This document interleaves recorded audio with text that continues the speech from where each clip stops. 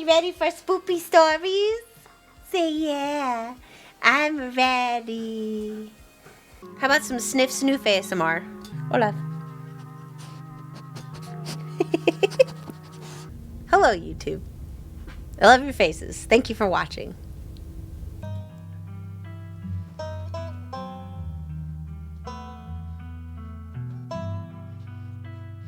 Last night seems so far away. You can almost pretend the horrors you witnessed in the annex were nothing but a nightmare, chased away by the harsh morning light. But you know that the furious spirit of Charles Shaw Jr. yet lingers, locked behind the doors of the town hall, still tied to the earth by its hatred of you and your bloodline. An involuntary shudder runs down your spine. But your thoughts are interrupted by the buzz of your phone on the nightstand. Hope you made it home okay? Haven't heard from Stella since last night. How about you? You checked your messages. There's nothing from Stella. Text, hey, you good? Your message sits undelivered. Call. Hey, what's up? Just kidding. I'm not able to come to the phone right now. This is actually a recording of my voice. It isn't really me. Technology, huh? Anyways, leave a message or don't. I never check this thing. The mailbox is full and cannot accept messages at this time. She messaged me last night. I'm worried about her. I'm glad you've heard from her, at least, but I'm worried too. Let's meet up in town. We should go looking for her. I like that. Looks like you have your morning plans in order. Visit Justin! They have bread! They both have bread now. Where'd you get that? Human is back! Maybe changed mind about eating us. Could be the end of Dustin and Dustin Mom. I guess your glass house still has that squatter. Tried to reclaim glass house last night, but asshole squatter too big and strong. Dustin Mom stand no chance. Might have to live in Dustin house forever. Look how happy she is. Human big and strong too. Probably be more big and strong than asshole squatter. You fight? Give Dustin Mom glass house back? Yes. Anything for you, Dustin. Squatter have sharp things on head. Human be careful. But Dustin Mom would be eternally grateful to human. Dustin too. I would never eat you. I love you. I do. Dustin Mom know better than to trust. When push come to shove, survival more important than friendship. That's not true. Dustin Mom spend too much time outside. It different inside. There enough bread for everyone here. No need eat, friends. Look how cozy he is. Oh my god. And she's got her own little... She's got pants on. Dustin still have childhood innocence. Hope Dustin get to keep that innocence forever. Me too. I should get going. Okay. I love them. That's that. Check the closet. The doll moved at some point since your most recent visit. But your long dead relative's creepy doll is the only thing that's different. Someone was in here. Something to mull over for the rest of the day. Oh, great. You might as well take a shower before starting the rest of your day. You step into the guest bathroom and into the shower. I hope she's wearing flip-flops. It feels good to wash away the grime of last night's haunting, but eventually you'll have to leave this place and confront the rest of the day. In the meantime, you think about those two girls still buried in that horrible mine. I want to know what happened to them. You're done here. You turn off the faucet and dry yourself off. It's time to face your cousin.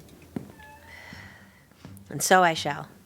She's not here, but it looks like she left a note on the counter. Had to run. The librarian needed a new house, so I'm giving him the keys to the Maxwell place. And the miners decided to stage a strike today of all days, so I won't be around. I know there's no point in asking you not to do anything reckless, but I'm asking anyway. Be back late. Call if you get into trouble. Tabitha. Time to figure out the rest of your day. Woo! Dr. Frou-Frou! Yes. You walk over to the cat. Oh, c'est toi. Qu'est-ce que tu veux maintenant? Do you know anything about the stone carvings scattered around town? I am not here to be your Comment dit-on? Chien détective. Je suis une chatte. I am here to watch you flail about in the darkness. I am not here to provide answers to whatever mysteries confound your feeble American mind. I missed you last night, Frou Frou. That makes one of us. Will you ever let me pet you? And coat my fur in your disgusting human oils? No. Nod respectfully to Frou Frou. She scoffs, her tail twitching with annoyance, but you can sense she's less annoyed than she usually is. Hee. Maybe she's getting used to you. Bye, Frou Frou. Good talk. She scoffs as you turn away. I'm gonna get to pet you one day. Oh yeah, investigate the garden. Whatever kicked out Dustin's mom is in the garden right now. You better look into it before you head into town. Hell yeah, let's go get him. The air's chilly today, the overcast sky hanging oppressively over the weed-choked flower beds. Investigate the greenhouse. You start carefully picking your way through the underbrush. It doesn't take much effort to find a path. Cuttings of prickly raspberry bushes and tangled vines litter the ground around the greenhouse. The glass house, one could say. You step towards the door. It's sealed shut by a lock, and you catch a brief glimpse of a horned shadow through the ancient clouded glass. Try to talk to whatever's behind the door. What's your name, little guy? Goat. What are you doing in the greenhouse? Human put me here. Can't complain. Pretty sweet digs, honestly. Stays nice and warm, and there's plenty of eats, too. Did that human have a brown coat and big boots? Coat like what? Fur? Nah, not brown fur. Yellow fur. Just on the top, like all you humans. Don't know what boots are. Can't help you there. Where did you come from? Farm. Used to live with other guys like me. Kind of miss them, but not that much. Don't gotta share anymore. Examine the lock. It looks sturdy. You'll need some tools if you're gonna get this open. Maybe Stella or Kanika will lend a hand later. Guess I'll leave you to it then. See ya! Or not. It's a wild world out there. Okay. You've investigated the garden. With Stella missing, it's best not to keep Kanika waiting for much longer. The sun shines down through a thin layer of clouds, illuminating the path in a watery gray light. You can't help but feel countless eyes watching you from the tree line, a feeling that reminds you of your time in the woods with Stella. Ditchlings shouldn't be out in the middle of the day, though. They're getting bolder. To your surprise, you find a familiar face making its way up the path towards you. Hey, I was just coming to see you. Hope you were able to get some sleep after everything that happened last night. Hello. I was up most of the night, totally wired on adrenaline. Yeah. Even if I'd been able to chill out a bit, knowing that thing was right down the street. Yeah, not super conducive to a good night's sleep. Does the library look different? Like, can you see the haunting from the outside? It's boarded up, but I can't say I've gotten close enough to see much of anything yet. We could always check it out together.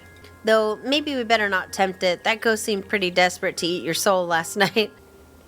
Hopefully some slapdash plywood is all it takes to contain that thing. I don't like the thought of it spilling out into Main Street if it smells a drop of scarlet blood nearby. Hopefully no hooligans break in. Where there are abandoned buildings, there are people trying to break in and get spooked. Nothing we can do to stop that, but maybe the ghost won't possess anyone if there aren't any Scarlets around to guilt trip. Who knows? How do you feel now that it's a new day? Possession is the sort of thing that can leave a mark on a person's soul. Thanks for asking about the state of my soul. I appreciate that. I'd be lying if I said it didn't have an impact. I kind of feel bruised all over, physically and spiritually. But hey, that's part of life, right? Nobody makes it to the end completely unscathed. And I'm kind of thrilled that my new emotional baggage comes from the ghost instead of some boring normal trauma. There are ditchlings everywhere now that it's daytime. Avery turns to survey the tree line. I noticed a few on my way up. They're kind of funny now that I'm getting a good look at them. With their scrunched up little Shar-Pei faces. Yeah, a little bit. So, should I be worried about these things? I know they're a bad omen or something, but, are they dangerous? They're not going to eat me if I make a wrong turn, right? You need only fear what they foretell. Okay, cool. and ominous, as long as being eaten alive isn't on the table. Cool, cool, cool, cool, cool, cool, cool. Unless they're foretelling a zombie invasion or something with werewolves, in which case, I guess I'm still stuck with being eaten alive. Have you heard anything from Stella? I haven't heard from her, though we didn't text much and I haven't checked with Winnie to see if she came in for an early breakfast or anything. But if you haven't heard from her, that doesn't sound great. Seeing her like that last night was awful. She's usually so unflappable. Kanika and I are meeting up to look for Stella. Wanna come? Absolutely. I told Winnie I'd be coming in late today, so I've got time. I don't know how much time, though. From what I saw this morning, there's already a few miners already holed up in there. They must be using it as home base for the strike. Oh, by the way, there's a strike going on. I'm sure you already knew that, though. Have to imagine Tabitha would have told you this morning. Let's head to town. Yeah, good idea. It isn't long until you once again find yourself on the main street of Scarlet Hollow. Look at that outfit! Ooh! That is serving. Ava, you made it. And you picked up an Avery along the way. Hope you're both doing okay, like, emotionally. Yeah, I'm not too bad. That's good. I feel like I got crushed by a steamroller or something. Joints all out of whack, totally exhausted, and super foggy. Sounds like a hangover. Mom has been insisting I caught a cold and I wasn't buying it, but as of this morning, I've come around. It's definitely something beyond exhaustion, even considering the ridiculously stressful week we've all had. But I'm not going to let that stop me from looking for Stella. I'm supposed to see your mom at some point today. Maybe she'll finally shed some light on things. I'm not sure what she's planning to tell you today that she couldn't have told us all last night. Maybe she's going to read your fortune. After last night, I wouldn't doubt that she actually could. Your mom's always had a bit of that Glinda vibe going for her. Yeah, maybe I should stop making fun of her whole New Age mystic thing. A lot's happened in the past couple days. Ugh, I need to take a page out of Stella's book and just block this shit out. I need to be focused. I can't keep having all these existential crises. There will be plenty of time for tea after we've found Stella. Do you still think there could be a rational explanation for all of this? Rational? Sure. Rooted in the reality that until a few days ago I thought was devoid of all magic and supernatural shit? No. Ghosts are real. They can suck you into illusionary dimensions and puppet your body like a fleshy marionette. Next thing you know, we'll find out there's a secret society of warlocks running the country, or that angels are real. You gotta admit, it's kind of thrilling, isn't it? Anything could be possible. Who knows what the new day holds for all of us? It would be a little more thrilling if it weren't terrifying. All the magical stuff we've found so far just wants to hurt us. We need a magical being that's on our side. Where are the magical girls when you need them? Though I guess we already have an animal whisperer, don't we? That's pretty magical. Wait, you can talk to animals? For real? When were you going to tell me? I've been telling you. Wow, I'm going to need you to tell me what every animal we meet is saying. This is too cool. You, really took that in stride, didn't you? I take everything in stride. There's no better way to live. Maybe my mystical powers will finally awaken into something more proactive. I'm sick of just unwillingly channeling spirits and knowing when something bad is going to I have dog hair in my nose. Maybe magic doesn't just awaken, though. Maybe you need to find someone to teach you how to use it. Okay, who? That is a very good question. Your mom's into crystals and stuff, right? Kanika laughs. No, absolutely not. My mom isn't magic. My whole life would be a lie if my mom was magic. And even if she was, we don't have time to be sidetracked by a training montage right now. Stella's missing and those ditchling creatures are everywhere. Let's not dawdle. I'm worried about Stella and it doesn't feel right to be doing anything that isn't actively looking for her. Agreed. Let's get to work. Where to first? Let's go to Stella's house, yeah. Good place to start. Maybe she just slept in. That's what I'm hoping. I would have gone already, but I was kind of nervous about doing anything by myself today, just in case I ran into yet another horror from beyond the veil, or whatever.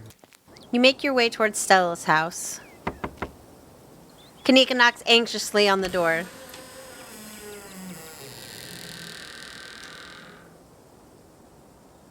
It creaks open. The interior is cold, and not just physically. There's an absence of joy in life that leaves only a chill behind. The ghost of an empty house and the sobering dread that comes with the knowledge that your search won't end here. For the life of you, you can't remember if Stella closed the door behind her when the two of you left for the library yesterday morning. I don't sense anything supernatural here, but I don't like the looks of this. Might as well invite ourselves in, right? I mean, yeah. If anything happened to Stella, I'm going to be so upset. Cool, I'll be brave and go first. Hell yeah, Avery! Avery casually steps over the threshold into Stella's house. Gretchen's not here. The living room is almost exactly as you saw it the other day. Oh, those are her parents. Oh. The living room is almost exactly as you saw it the other day. Whatever happened to Stella doesn't look like it happened here. Doesn't look like there was a struggle or anything, unless it happened in another room, or maybe someone or something caught her off guard. You didn't have to add that last part. Yeah, Avery. I'm gonna forget you said that, and just be thankful that this doesn't look like a crime scene. Investigate the kitchen. Stella's kitchen is messier than she left it yesterday. A couple cabinets are hanging open, and a loaf of bread sits on the counter by a used butter knife. Is Stella's kitchen normally this messy? That's a good question. I wouldn't call this messy. What would you call it? Avery, it's a little messy. If this is a little messy, I don't want to know what you'd call my room. I wasn't judging. There's nothing wrong with a little mess. Yeah, but a little mess. Or a lot of mess. You're getting off track. Stella's house has always felt a little sterile to me. This feels a little too lived in, if that makes sense. Though, maybe that's just because I've only ever been over when she was already expecting me. Maybe this is just a rare peek behind the curtain to the real Stella. The real Stella should call her friends and let them know she's okay. Facts. Investigate Stella's room. Oh. What in the world? Come on. Yes, oh baby. You can snuggle while I read. You make your way down the hall to what you assume to be Stella's room. She's not here. Though it's a little untidy, it's the usual sort of untidiness that accumulates when someone doesn't often have guests in their bedroom. There aren't any signs of violence. I better not hear a single comment about this room being messy. I wasn't going to say anything. Check her computer. You go to check Stella's computer. I'm not sure we should be snooping on her computer. Isn't that an invasion of privacy? Well, okay, but we already broke into her house, right? Exactly. For all we know, there could be some sort of clue on there, like a note detailing exactly where she is. We didn't break into her house. The door was left wide open. Was it? Well, maybe the computer was left open too. Exactly. If there isn't a password, maybe we're supposed to take a peek. Maybe we'll find the first note in an elaborate scavenger hunt she set up overnight. That would be something Stella would do. Sure, snoop away, but I'm not going to take part in this. You're already here.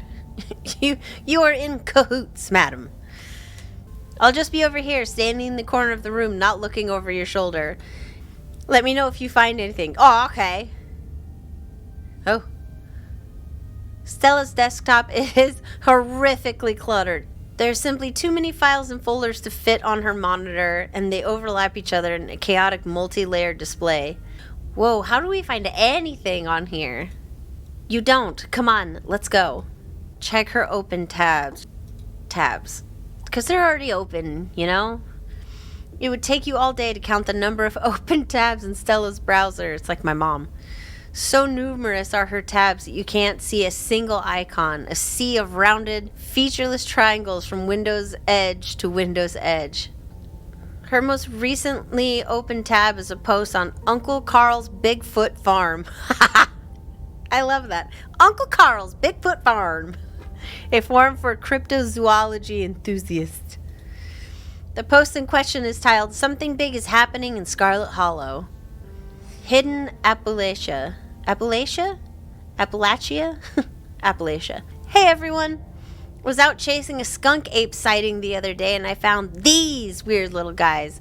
My friend's mom says there's something called ditchlings, but I've never heard of them before. Anyone have any good leads?" Camera isn't shaky enough. This is totally staged. Aw. Oh, these are their screen names.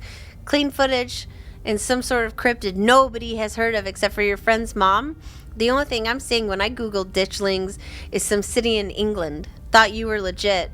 Guys, since when did high quality footage count as anything other than actual evidence? Those things are terrifying. Hell yeah, lucky stars. With a Z, you're the realist. Gary number. Since every low budget horror movie started doing guerrilla marketing, I smell an ARG. Hidden Appalachia. I'm serious. Oh, that's Hidden Appalachia. That's Stella. I'm serious. I've got a ton of extra footage. Look at what they've been doing to the animals in town. They're apparently some sort of bad omen, like Mothman. Moth Stan? Okay, I'm listening. I love me a Mothman. No capitalization.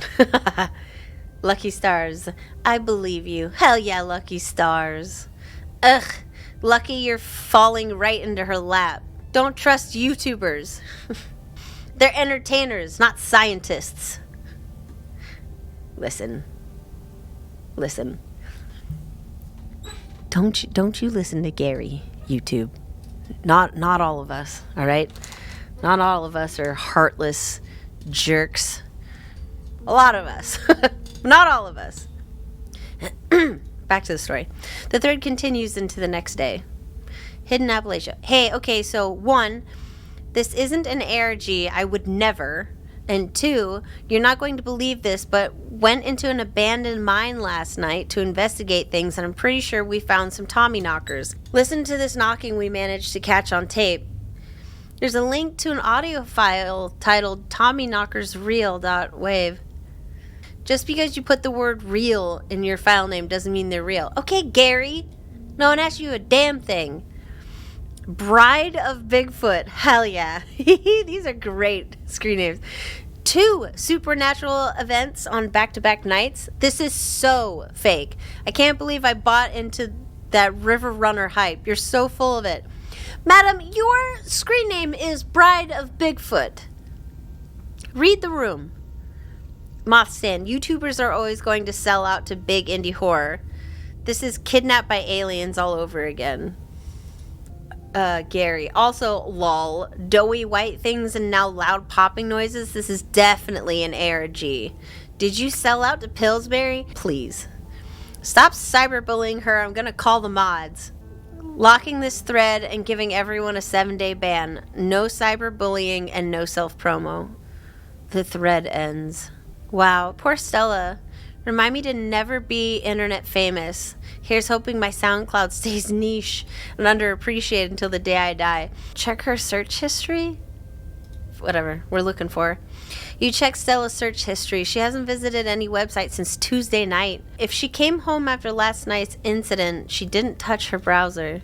Her search history is almost entirely work-related. A furious series of queries for various monsters and cryptids that might fit the profile of ditchlings. That's that. Okay, I think we've seen enough. Thank God. Oh yeah, Kanika, you were just so uncomfortable that entire time. Do you think there was a struggle in here? You're just saying that to tease me at this point, aren't you? I should clean my room just in case I go missing. It's not about you, Kanika. It's not about you. If you need help tidying up, I know a few miners who are looking for a side hustle. Ugh, this isn't that messy, and my room is also not that messy, for the record. This is what her room's been like for pretty much the entire time I've known her. The only thing that's changed is the computer getting a lot fancier. It could use a few more houseplants. I'll put together some trimmings after we found her. Aw, she still does those corkboard with string things. She loves putting the strings on there. I don't think they actually mean anything, but they're more for decoration anyway. Okay, I don't think we're going to find much else here. Let's move on. Okay, so maybe she came home last night, maybe she didn't. But she's definitely missing. I thought I was overreacting this morning. I hope she would just be sleeping in. I can't believe she's actually missing. Where to next? Let's check in on Oscar and Rosalina. The old Maxwell place? So Tabitha put them up in a broken down ruin that should have been bulldozed years ago. I guess it's good they have a roof over their heads. Or what's left of a roof. Your cousin is going to get an earful next time I see her. Nika storms off down the road, and you and Avery follow close behind. She is on a mission. You don't get far before the sound of growling and desperate hisses grab your attention. Pixel, no! Get away from me. I'm supposed to be an indoor cat. I'm not supposed to see things like you. You don't even talk, you freak. Ew, what? It's got a butt. You turn to see a ditchling approach a cornered Pixel in the alley. He must have slipped out of the library with everyone else last night. Oh. Kill it! Kill it with fire! The ditchling, distracted from its hunt by your arrival, cranes its neck to face you, its eyes settling on you with alien indifference. Hey! Quit it! Smack it! The words feel meek as they leave your mouth, and the ditchling, unaffected, turns back to its cornered prey. You better not hurt Pixel.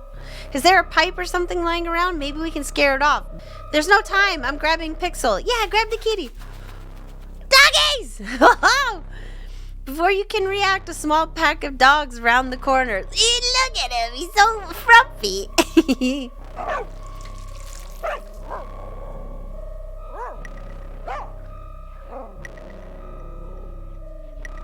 Before you can react, a small pack of dogs rounds the corner. They pounce on the creature, pulling it from the wall and then taking turns biting and tearing at it until it's ripped to shreds. Oh, look at him. He's like, I did it. I killed a team. What the? Isn't that Daisy? And Scraps. And what looks like every other dog in town, all in some kind of dog gang. Hell yeah, look how angry the little chihuahua looks. I lived!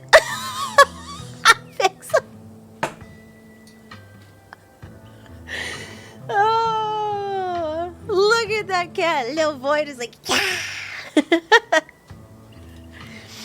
Pixel, you got out of the library. Oh, you poor cat. Come here. No, she don't want to be near. Oh, Pixel.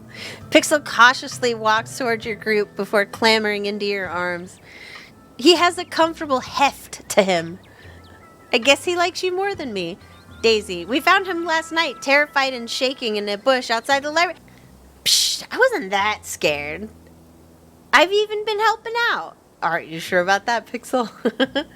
Mm-hmm. Little Pixie here has been volunteering as the scout. Oh, your name is Scraps. Oh. Don't worry, we're always right around the corner. Those creatures only like to strike out when they have numbers, but they're hardly very bright. We made sure the little guy was taken care of till the humans were awake. Do y'all know where he's supposed to be? So you're the Scraps I've heard so much about. The one and only. This here is Daisy, and we've got a few other concerned locals with us as well. Just making sure the cats and dogs of the holler are well cared for, considering recent events. Look at Daisy, she's so droopy. There are more of those things in the woods every day, popping out of innocent bodies of what used to be dogs like us. He's done us a fine service, but you'd best make sure to keep Pixel inside from here on out. I've got a feeling things are only going to get worse from here. Like to see you try.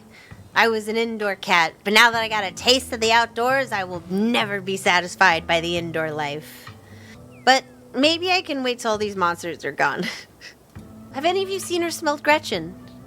Is she missing? Oh dear, Scraps, you don't think. Gretchen's person would never let that happen to her. Wherever she is, I'm sure she's safe from those things. A dog like her doesn't get to be that age without a watchful human at her side.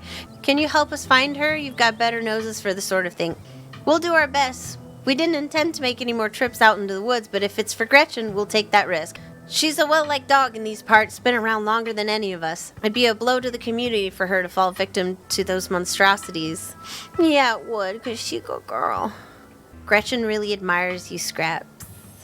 Oh, she flatters me so. I'm nothing special, just another dog. All the more reason to go after her before it's too late. Don't be so modest, Scraps. You're the kind of dog other dogs listen to. That's more than can be said for that Jimmy. Thinks he's so high and mighty just because he can sit and stay at best. As if obedience is the best quality in a leader. We'll make sure he gets back to his family. We appreciate you, human. Word's been going around town that there was one among you who could properly understand us. It'll be good to have you on our side during these strange times. Odd things are going on around here. It's important for all us living things to watch out for each other. Is there anything we humans can do? They ain't that hard to kill when there's a whole lot of us. They die easy enough so long as you don't get caught unawares. That's why we're gathering all the local dogs. A big pack is a safe pack. Jimmy may not be doing anything to help, but that doesn't mean we can't take matters into our own hands. Now, Daisy, no need to start in about the mayor. He has his own priorities. So long as he doesn't get in our way, we don't need to go starting trouble. Aren't your families worried about you? Off on your own like this? We're country dogs. So long as we come home for dinner, most of us aren't missed too much. That's fair. Speak for yourself. I know my family's been worried sick, but I can't let that get in the way of what's important. Well, you got little legs, Daisy. You got little legs and a lot of skin. Besides, if I went home, they might tie me up and then I'd be a sitting dog. We'd best be on our way. Same for us. For the first time that we know of, those things are out during the day, which means the pets of Scarlet Hollow need us now more than ever. Make sure the humans keep an extra careful watch on their furry companions. I will do so. Ugh. The band of dogs scampers off. You just had a full-on conversation with those dogs. It is so weird when you do that. Weird or cool? I wish I could hear the other side of the conversation. Seems like there's a whole dog culture in this town I've been missing out on. You have indeed. Knowing dogs are capable of carrying a full conversation is going to make being a veterinarian really weird. You'll just have to hire Ava as a translator. You'd be the best vet in the country with someone like that on your staff. Pixel in tow, you and your companions continue to the old Maxwell place. The old Maxwell place. It was clearly once a mid-century modern home and undoubtedly quite stylish for the time. But it's been abandoned for unknown decades, and moss and vines choke its exterior, barely concealing cracked walls and dust-clouded glass. Hey, where the heck are you taking me? This ain't my house. Before you can approach, the door opens and Oscar's head pokes out from the entryway. Hello? Oh, sorry if I started, y'all. The walls here are worn down enough I could hear you coming from a block away. Good morning, Oscar. Just thought we'd stop by to check in. Thank goodness you found Pixel. Rosalina's been beside herself. I would be too. Oscar's voice is tired. He's had a long night and it shows. His graying face seemingly having aged in the hours since you last saw him. I would imagine he got possessed yesterday. Please, come on in. Pixel, he's okay. Rosalina rushes forward, taking Pixel from your arms and hugging him close to her chest. How are y'all holding up? I'm doing all right. Rosalina is... I'm fine. Things could be worse. It really isn't as rundown as it looks, but it's got all kinds of weird little features like an intercom and a jacuzzi. Of course, none of them are really usable with the state of the place. We've turned on the water and the pipes still work, at the very least. Though I wouldn't be drinking out of them until I've tested what comes out. Have any of you seen Stella? Since last night, she went missing after the ghost hunt last night. We can't get a hold of her. She hasn't gotten in touch with any of you? She texted me last night, but I haven't heard from her since. Oh dear. I should never have invited you all into that house. I should have known it was too much. Stella was practically banging down your door trying to get evidence of ghosts. I don't think you were going to be able to stop her. Very true. There was no way you could have known how she would react when she found it. I don't even think she knew how she'd react. And besides, you didn't know how bad it was going to get. You can't just blame yourself for everything, man. I know you probably feel like it's your responsibility to make sure everyone around you is okay, but sometimes it's just not going to be possible. You're only one guy. You're right. Now I'm really starting to worry. It sounds like no one in town has seen her. That doesn't mean something bad happened. But it doesn't exactly sound like it's all sunshine and roses for her either. Sorry I can't be more helpful. Let's see what's going to happen to your career. Okay, Rosalina, stop it. That's a good question. I was up all night wondering the same thing. If things stay the way they are right now, it's essentially like the library burned down. The books are inaccessible. The building is unsalvageable. I don't even know what I would put on the insurance forms or how I would explain this to the library board. So for the time being, I'm not saying anything. I'm just going to do everything in my power to get it back before anyone has to know it was ever closed. There's got to be something we can do to make things right. Whatever. That's enough, Rosalina. That is quite enough, Rosalina. We've all just been trying to survive as best we can, as far as I'm concerned. Ava is the only reason you're still not down in those mines, so I'm personally quite grateful for what she's done for our family. Besides, Ava is right. We're not going to stay here for long. One way or another, we'll get our house back. There's no need for anyone to take on any permanent, life-changing burdens on our behalf. I don't care what it takes. I'm not letting that creature get the last laugh. Sure. That went so great the first time. I've had it with the big talk. I'm going to my room. Let me know if you actually managed to accomplish anything, or if we'll have to move to some tent in the woods next. Rosalina storms off. As she leaves, Oscar's shoulders seem to unclench, a tension leaving him as he sighs dejectedly. Let's go outside and give her some space. I have to make things right. I'm not letting external forces shape my life anymore. It's time to face this thing head on. No more running away and pretending nothing is wrong. For Rosalina. Okay, but can we find Stella first? I've been thinking. As far as I'm aware, there was nothing paranormal going on in Scarlet Hollow before very recently. Now here we are, suddenly surrounded by weird little goblin creatures in the woods, while entire buildings are taken over by supernatural creatures. You think there was an inciting event, right? I do. That's my thought too. It was never like this in the holler before. Something must have happened that kicked off all this magic stuff. Avery stares at you. I mean, it's obvious, right? Things only started happening once Ava got here. Kanika shoots Avery a glare. Thank you, Kanika. No, we're not throwing Ava under the bus. What? There's nothing wrong with being a magical catalyst. Sure, there's probably nothing wrong with something being a magical catalyst, but there's definitely something wrong with saying someone's a magical catalyst. If people get the wrong idea, we're only a couple of steps away from the whole town deciding to shaw her. Nobody's going to drag Ava into a witch hunt on my watch. Thank you, Kanika. I appreciate that. I like to think we've outgrown the days of running people out of town on rails. I'd rather play it safe. That's fair. That's fair. Don't worry, it's not like I'm going to run around town telling everyone that Ava magicked a bunch of terrible disasters into existence. Good, don't, because that's not what's happening. But if there's a catalyst for all of this, why wouldn't it be a lost Scarlet finally coming home to Scarlet Hollow? And I'm here because the Scarlet died. Hello? If I may, Ava getting into town isn't the only major event that happened lately. Pearland died over a week ago, and those creatures in the woods were already reproducing by the time she arrived.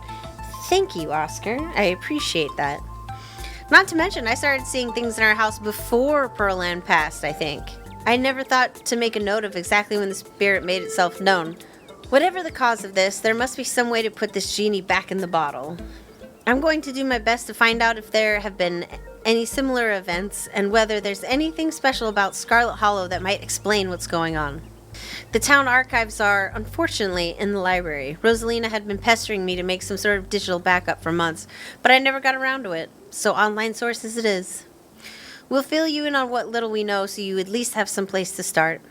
We've had these weird stone seals. There was one in the mines and another in your basement. There might be more. These are those carvings you mentioned last night, right? To think there was something like that under my house all this time, and to think someone must have put it there. But who? That gives me quite a few threads to follow. Thank you, Ava. Ava, didn't you say you felt something similar to the mine seal outside the clinic yesterday? I hope that doesn't mean something weird is about to happen there, too. Uh-oh. Losing the library is already a blow, but losing the only doctor's office in town seems like it would be bad. Here's hoping we sort things out before that becomes an issue. I think there's something in the clinic. There was this door yesterday, and I could feel something pulling me towards it. Right, I'd almost forgotten after everything that happened yesterday. You said there was something there that reminded you of the mines, right? I see. I'll dig up what I can on the clinic. There's a lot of history there. I wouldn't be surprised if there's something haunting that place as well. You have a friend that lives there, right? Should we tell him that something bad might happen in his house? He might want to stay someplace else for now, if the last few nights are any indication. Yeah, I can shoot Reese a warning text, but I don't know if his mom will let him leave. She's got an iron grip on the poor dude. She's probably even more of a skeptic than I was. Reese mentioned a movie night, right? It's the perfect cover for our investigation. Who knows if that would fly with Dr. Kelly, though. After last night, I'm pretty sure she's not going to let us anywhere near her house. She's the only doctor in town. She can't just ban people from the clinic, right? I don't think so, but hopefully nobody gets sick or hurt enough to justify a visit over the next couple of days. If we're going to investigate the clinic, I think we're going to have to break in. That is unexpected coming from you. It's what Stella would do, and she's been 3 for 3 this week when it comes to finding spooky stuff. She's also been 3 for 3 when it comes to finding her way into moral peril. This is why we have to find her as soon as possible. It shouldn't fall on me to suggest we do something dangerous. I'm terrible at selling it. It's not that I don't think we should figure out what's going on in there. We just need to be cautious about what we do next. We don't want anyone to get attacked or possessed by any more ghosts, even if it is to help a friend. I don't know if we have time to play it safe. Just give me a day or two to do some research before you do anything rash, okay? Let's do the cold one. You mentioned something like this at the library the other day. If there was a cult in Scarlet Hollow, I feel like I'd know about it. Maybe it's something to do with the church and the pastor? Okay, I would absolutely believe that Pastor Daniel is a member of some weird cult. Yeah. Who else would be in a cult, though? Does anyone know any folks around town who are suspicious? For that matter, does anyone in town even regularly attend church? It's always seemed a little dead to me. I know most everybody in town, or at least everybody who comes through the diner with any regularity. And I gotta say, nobody comes to mind. Does it count as a cult if it only has one member? If that member is the pastor, yeah, maybe. His creep level counts for at least 3 normal cultists. I think Sybil knows more than she's letting on. She wants me to come talk to her today. I know we've been over this, but I still think you're barking up the wrong tree. Why would my mom hide anything from us? She has always had a strange air about her, hasn't she? I'd be interested to know what exactly she intends to discuss with you, Ava. I have a feeling she has more than tea to offer. Make sure Pixel stays inside or he might get grabbed by ditchlings. The ditchlings are those things from the woods, right? With those faces? Yeah, the anguished doughboy. Yeah, the anguished doughboys. I kind of like them. It's like a hidden object game out there today with all the weird little faces peering out of the bushes. Like them? Are we talking about the same creatures that have been laying eggs in the local wildlife? I don't want to get friendly with them or anything. I just think they're kind of interesting. To each their own. I think some dogs kept him safe. Like a gang of dogs? I know it sounds ridiculous, but we saw it with our own eyes. A gang of dogs? I suppose stranger things have happened. This very week, in fact. But we'll make sure she stays safe. We need to find Stella and fast. I agree. We need her brazen energy if we're going to do any serious sleuthing. See you around, Oscar. Let us know what you find. I will. We're going to get the library back, and we're going to figure out how to fix whatever's wrong with this town. So that's Oscar. Any other ideas? Let's go to the diner. Good idea. Folks tend to congregate there. Maybe we'll run into someone who's seen Stella. Here's hoping Winnie doesn't try to rope me into clocking in early. It feels like you've walked into a private meeting. The back booth is full of miners, and they're having what seems to be an intense discussion, their expressions gravely serious. What's going on? There's a strike up at the mines. They made the diner their base of operations. When you asked for the morning off, I didn't think you'd be showing up with friends. Sorry, Aunt Winnie. Stella's gone missing, and I've been helping these two track her down. You haven't seen her, have you? Don't you apologize now, and I can't say I have. Should I be worried about her? I hope not. We're not interrupting anything here, are we? Of course not. Any paying customer is welcome, long as you aren't about to step on anybody's toes or cause a fuss. The miners in back were too engaged in conversation to notice you enter. Instead of speaking in hushed voices, argue with each other loudly enough for you to easily overhear. Harrison: sure, the shift schedules are tough and we don't get enough time off for me to see my family as often as I'd like, but this is the best job I can get right now. Listen, kid, you're only a year or so into this gig. Trust me, the longer it goes on, the more it sucks the life out of you. At first, you're just unhappy, but you think you can weather it till you find something better. A paycheck's a paycheck. I get it. But the next thing you know, you've lost years of your life to a company that doesn't give a solitary shit about you. That uses up every free second it can to suck out of its workers and pay us just enough to survive, but not so much that we can ever save enough to get the hell out. Zax, we could get fired for this. I really need the paycheck. My sister needs the paycheck. I'm the only reason she can afford her tuition right now. I can't get fired. And this job still has its perks, like the company housing. I can't afford my own place and send money back home. I don't know where I would live if I didn't have this job. Right, the company housing. How generous of the big boss to put you up in a company-owned shack that ain't had proper maintenance done in decades.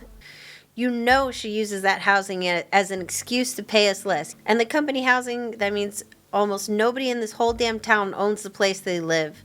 It's why the Scarlets keep getting away with whatever they want. Zax, we don't have the numbers, man. You know this is risky. Riskier than most of us can afford. We would have the numbers if y'all would stand with me and not let management's scare tactics get to you. Hell, there was a collapse less than 2 days ago, and the boss expects us not to riot at the thought of being forced back down there to work while the threat of death looms over our heads. The threats only work if we let them. It doesn't matter whose name is on the deed for the place. Without us, there is no mine. We've got them against the ropes. We can't back down now or they'll come out swinging. Are you guys seeing Stella? The miners turn towards the doorway, all eyes glaring at you in unison. Okay. The YouTuber? We ain't seen her. Harrison's voice drops to a barely audible mumble. I hope she's okay. Should I weigh in?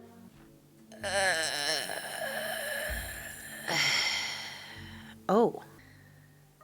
Yeah, I'm not going to weigh in on that. So about the strike. We all know who you're related to, kid. Word travels fast, and I'll be damned if we talk business in front of you. Maybe I can convince Tabitha to back down. I'll believe it when I see it, and in the meantime, there's still a line that we just can't cross. Trust can only go so far. No, Ava is cool. I wouldn't hang out with her if she wasn't. You can't help who you're related to, right? No, I suppose you can't. But that doesn't mean we have to trust everyone who stumbles into town. No offense, but your friendship doesn't mean much, diner kid. You're friends with everybody, even that Julius freak. Diner kid? I know you know Avery's name. If I ever hear you call them that again. Sorry, Miss Winnie. It won't happen again. You're damn right it won't, Baker. Don't apologize to me. Sorry, Avery. I didn't mean to be so dismissive. Y'all are right, though. I'm pretty friendly with most people in town. If my friendliness and ability to get along with anybody means I can't vouch for you, I guess that's that. Sorry, Ava. I'll vouch for her. You can't say that doesn't mean anything. Y'all know I hate Tabitha. I wouldn't stick my neck out for any relative of hers who wasn't 100% on our side. All right. Noted. I can't say I'm comfortable having our little discussion in front of you, but maybe I won't keep thinking of you as Tabitha's little stooge. I guess we should get going. You turn and leave the diner, Avery and Kanika trailing close behind you. Still no sign of Stella. Let's just go to the mines. I guess there's a decent chance Stella went to find your cousin. I can't say I get it, but it's definitely something she would do. You don't see it?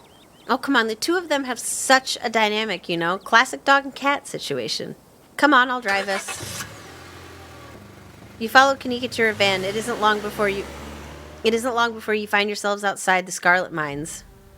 There's a small gathering of workers outside the entrance to the mines, picket signs in hand.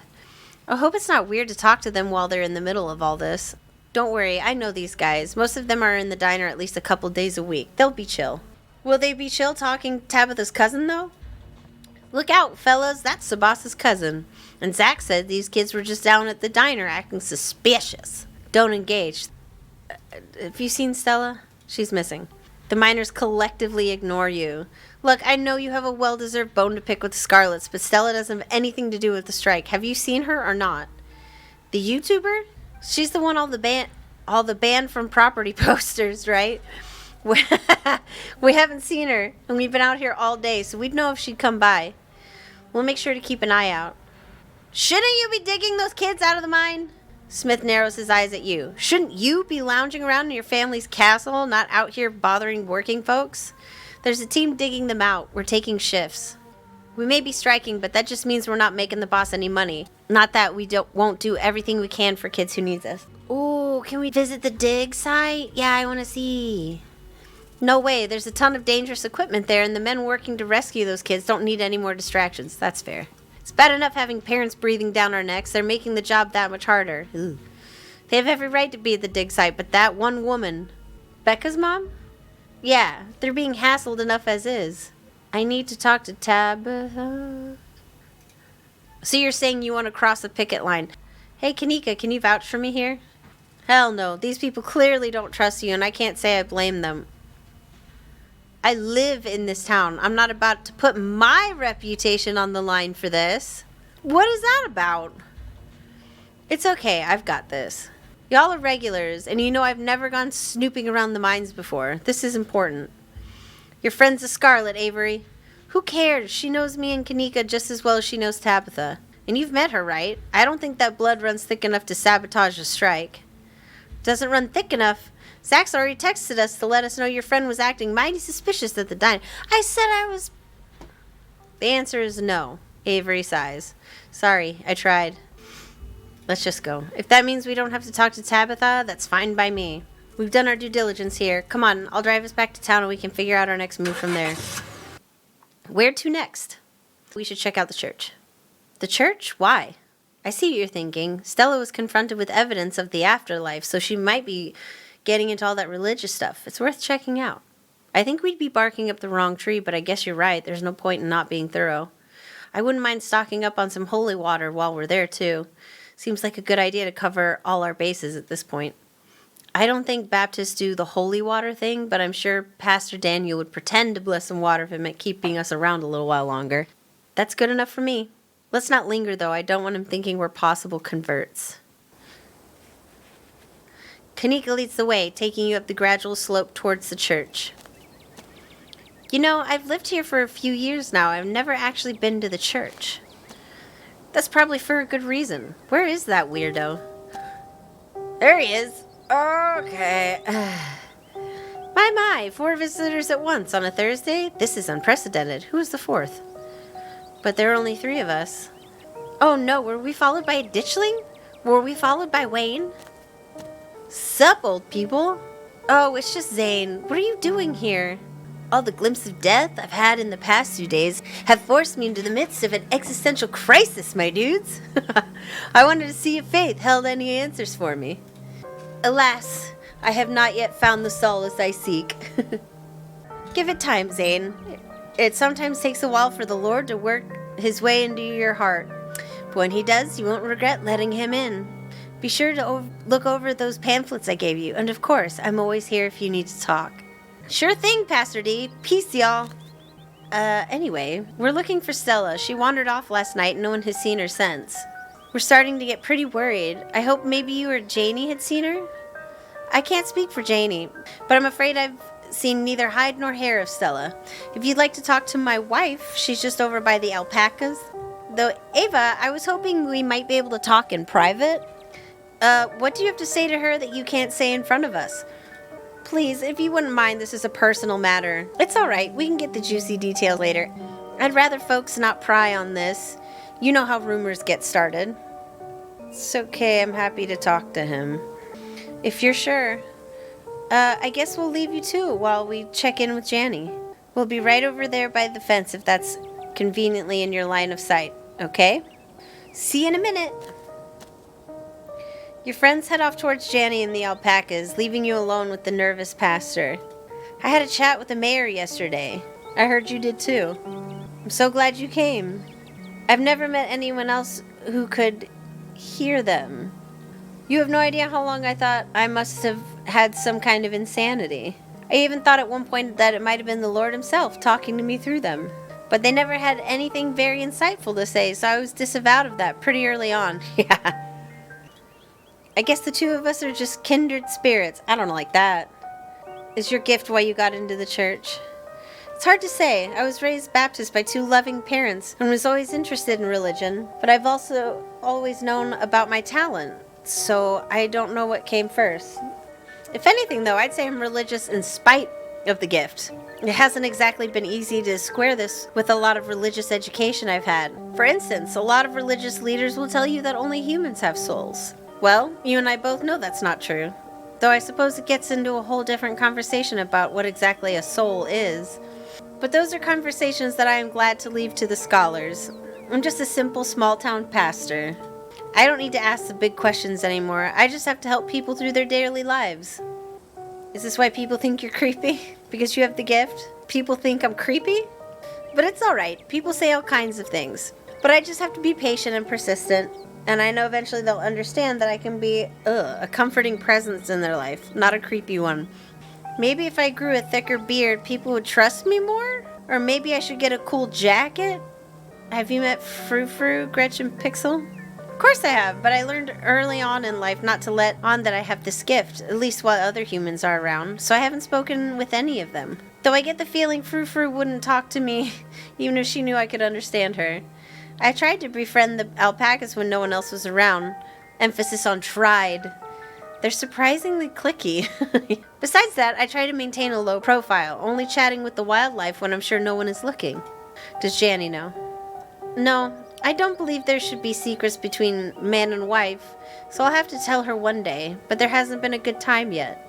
Building a life in Scarlet Hollow has been a difficult process, and the last thing I need to do is add the stress of her husband being some kind of circus act. Tulip, on the other hand, I'm starting to have my suspicions that she might share this gift. There have been some particularly nasty rats in the church lately, and she said some things that have led me to believe she might be able to understand them. He's interrupted by the sounds of a snapping twig and a high-pitched giggle, partly muffled by the underbrush on the edge of the property. Tulip, come out of there. You know you're not supposed to play in the woods. Tulip glances back in the woods, quiet as she hesitates. Tulip, are you going to be good, or are we going to skip story time tonight? I'll be good. You don't have to skip story time. I won't go into the woods, I promise. I know you won't, Tulip, because you know it's too dangerous for little girls in there. Why don't you help Mama with the alpacas? It's just about time they got fed. You can give them hay. Ah, she's so excited. She's so cute. Tulip smiles broadly, seemingly excited by the prospect, and hurries off. Sorry, I had to have a firm parenting moment just then. She's been trying to run off into the woods a lot lately, and it's really dangerous, even for adults. There's this massive trash dump not too far past the trees, but it must be at least 50 years old, so it's all grown over and it looks like it's part of the landscape. But if you accidentally walk on it, you might find yourself falling into a hip-deep mound of rusty cans and broken glass. What were you saying about the church rats? Ah, yes, the rats. So you and I are used to the sort of chatter we hear from wildlife. It's usually nothing that needs to be paid attention to. But these rats, there's something so sinister about them, and they must be huge judging by the sound of them scurrying around in there. Tulip had never shown evidence of the ability before. She's never responded to the alpacas or engaged in conversations with birds. In retrospect, she could have been hiding it, the way I did growing up. Because I know she's been talking to the rats. She calls them her friends, has been drawing all these pictures of them, really ghastly things. I've tried to bring it up with her, but she just gets this little smile and doesn't say a word. Like it's her fun little secret. It's all innocent enough in the grand scheme of things, but I'm pretty sure they also live out in the trash heap. And ever since she started talking about her friends, she's been trying to sneak out there. I'm concerned she's going to get hurt or catch some kind of disease. What have they been saying? They like to try and goad me into crying or becoming depressed. They watch me through unseen holes and make fun of me and try to figure out how to press my buttons. It's annoying, but easy enough to block out, especially when I'm praying. I don't think they're a good influence on Tulip, though. She's gotten quiet and secretive ever since she started talking to them. I'd hate to think what they say to her when I'm not around to hear. Is there anything I can do to help? That would be lovely. I'd certainly appreciate a helping hand here. I don't want to be too much of a bother. You should probably finish looking for your missing friend first, but I'll be around. Out of the corner of your eye, you see Kanika and Avery walking back to the two of you. They must have finished talking to Janny. Janny says she hasn't seen Stella either, so we'd better get going. Thanks for suggesting we head up there, Ava. We got to feed the alpacas. They were so cute and soft. It was awesome. Avery's so pure sometimes. And Janie says she'll come by the diner with cookies for the miners, and a few extra for me, of course. Hope your talk with the pastor went well. Yes, we had a great conversation. I appreciate you all stopping by, even if it wasn't under the best circumstances. I'll let y'all be on your way. And I hope Stella turns up soon. I'll put in some good prayers with the big man for her. All right, thanks. See ya. Kanika and Avery start back down the path to town, and you follow. So, what was that about? He seemed pretty insistent on talking to you alone. Yeah, he didn't say anything weird, did he? He can talk to animals. He just wanted to discuss it with me. I can't believe that of all the people in the world you could have shared that ability with, you wound up stuck with Pastor Daniel. Let's not get too distracted until we find Stella, though. Where to next? Let's go to the cops. Are you sure? Nothing against the officers of Scarlet Hollow, but you've met them, right? Do you think it's worth the trouble? As unhelpful as they are, we are dealing with a missing person. That's cop stuff. It's probably going to be more of a formality than anything, but there's no point in not covering all our bases. The police station is exactly what you would expect from a town the size of Scarlet Hollow. It smells strongly of coffee and faintly of aged furniture and paper, and the general tidiness speaks of a department that doesn't get much of anything done. But you're also not alone here. You enter to find a worried Beau standing between you and the officers behind the desk. Let me get this right. You're trying to report a missing pumpkin. Big Betty wasn't just a pumpkin, Sheriff Hugby, sir. She was gonna be a prize winner. Raising her was the last thing me and my daddy did together. She's important to me. Are you sure it was Julius and not some enterprising bear that got a hold of it? Y'all know Julius thinks that land belongs to him. He probably thought Big Betty was his to take. He ain't coming to his door, so for all I know, he might be all the way to the state fair by now with our pumpkin. Ain't there something y'all can do about it? I'm afraid we'll need at least some kind of evidence to go on before we can go barging into a man's home, son. Why don't you see if you can find something a little more solid for us to go on? Then we can see about helping you out. The cops realize you've entered, their attention quickly shifting to you. Well, if it isn't our little prank caller. You know you're not supposed to do that, right? There's laws in the books about pranking emergency services. We'll let you off with a warning, for now, but only because it was funny. Beau, did you manage to find your dad? Beau's stoic expression breaks, and for a moment you can almost see tears forming in his eyes, but he blinks them away. Oh, Beau. No, I ain't found him. Had to stop looking so I could stay home and guard the farm. There are more of those things every minute, seems like. Do you think they'll go back where they came from soon? They will, once they've had their fill of suffering. I don't much like the sound of that. It's okay, Beau. I'm sure things will go back to normal soon. I'm so sorry for everything you've had to go through. Stella ran off last night, and she's still missing. She isn't at home, and none of us have heard from her. She what now? Oh, that's just our Stella, always running off. I wouldn't worry too much about it. She'll turn up. This is different, Earl. You know I wouldn't be up here bothering you if it wasn't important. And there are a lot of them things out there. Too many of them. Beau's right. She shouldn't be off on her own when there are so many ditchlings creeping around in broad daylight. Ditchlings? Ava taught me about them yesterday. They're them creepy little things that got my daddy. I called about them last night too, since they've been coming up out of the woods onto the farm. I even saw some on my way here, plain as day. Oh, we've been getting a lot of calls about those. Guess Scarlet Hollow has either been invaded by ghouls or we're all just suffering from some kind of mass hallucination. I may have even seen one or two myself. All the same, I don't see what we're supposed to do about them, or about Stella. She's a grown woman. If she wants to go off to the woods for a bit, we don't need to go after her, like she's missed curfew. It's a free country. If there's critters bothering folks and stealing livestock, ain't y'all supposed to take care of them? Now, son, we ain't animal control. We're the police. Are you kidding me? This town doesn't even have an animal control department. Well, maybe it should get one. Weird question. But are you guys in a cult? That's why you're not doing your job? The police officers stare at you, perplexed. A cult? I don't think we have that sort of thing up here. We are doing our jobs. Just look at Franklin back there. He's filing all kinds of paperwork pertaining to what happened up at the mines. You know, I can't say I appreciate your tone. Sounds like you're accusing us of some kind of indecency. What, do you think we go up into the hills and do seances and rituals and all that sort of thing? Get your head out of the clouds. Let's just get going. They're useless. Well, no one can say we didn't try. Let's keep looking. Have a good one, officers. Same to you, kid. Do you really think Hugby and Derrickson could be part of some cult that secretly runs Scarlet Hollow? That'd be wild. I'd never suspect him of that sort of thing. Seems like it'd be too much work. As someone who's lived in this town my entire life, there's no way. For one thing, cult activity like what you're describing just doesn't happen. I've done my fair share of reading on satanic panics and so-called occult groups, and it's almost always totally made up. People constantly freak out about Satanists without realizing they're just a bunch of debate club nerds who listen to heavy metal. So, instead of not being able to rely on the cops because they're part of a cult that secretly runs a town, we can't rely on them because they're just not that good at what they do? That's so much less exciting. But either way, I guess it's up to us to solve the mysteries of Scarlet Hollow. We'll do a much better job anyway. Where to next? Before you can say anything, you're interrupted by Kenesha's phone buzzing.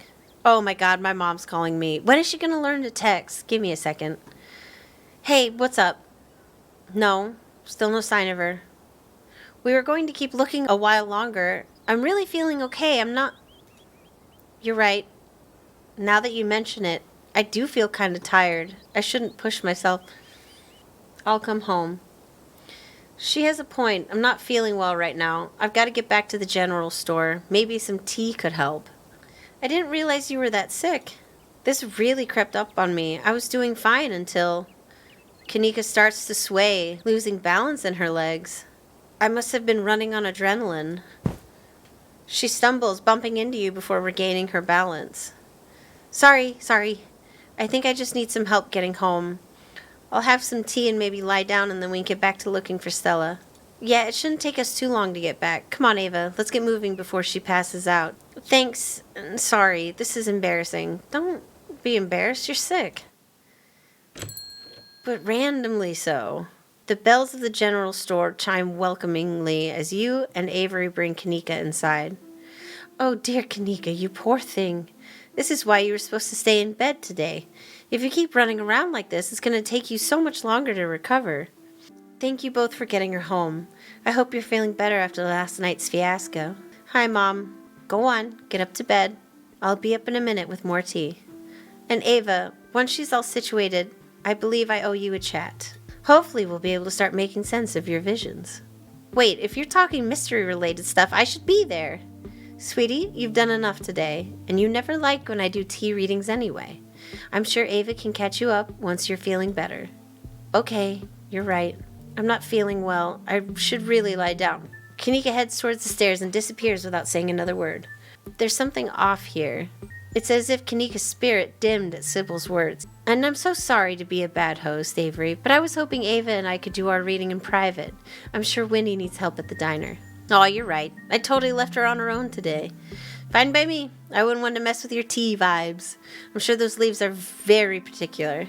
Oh, but before I go, I did want to ask. Are you a witch? As flattered as I am that you think I'm that magical, I'm just an old lady who likes tea and has a few unusual hobbies. Look, I'm just saying, doing stuff like reading tea leaves is pretty witchy as far as I'm concerned. But I won't push it. Though, just so you know, if you are a witch, you can totally tell us. We'd be cool about it. I leave y'all to your non-supernatural private tea leaf reading. We'll catch up tomorrow, Ava. They make their way out of the general store, disappearing down the street in the direction of the diner. Shall we? Sybil motioned towards the tea room. What did you do to Kanika? Do? It almost sounds like you're accusing me of something. The only thing I did was tell her she should rest, as any mother would, and she listened, as any child would. I'm going to follow Sybil into the tea room, see what she's got to say. Please have a seat. I'll bring you a fresh cup. You take a seat at the small table at the edge of the room. It's dark here, only a sliver of sunlight able to filter through the heavy curtains, supplemented by the bright grow lights over the plant in the corner. Sybil joins you at the table and places a cup in front of you. It smells light and citrusy, with an undercurrent of decaying earth. This is a special blend. It should help clarify some of the visions you've been getting. I'll be able to do a reading once you're done. Until then, how about we just chat? How did you wind up in Scarlet Hollow? Oh, my family's been in these hills for a long time. That's how I know so much of the local flora. Everything I've learned was handed down from generations of hill folk.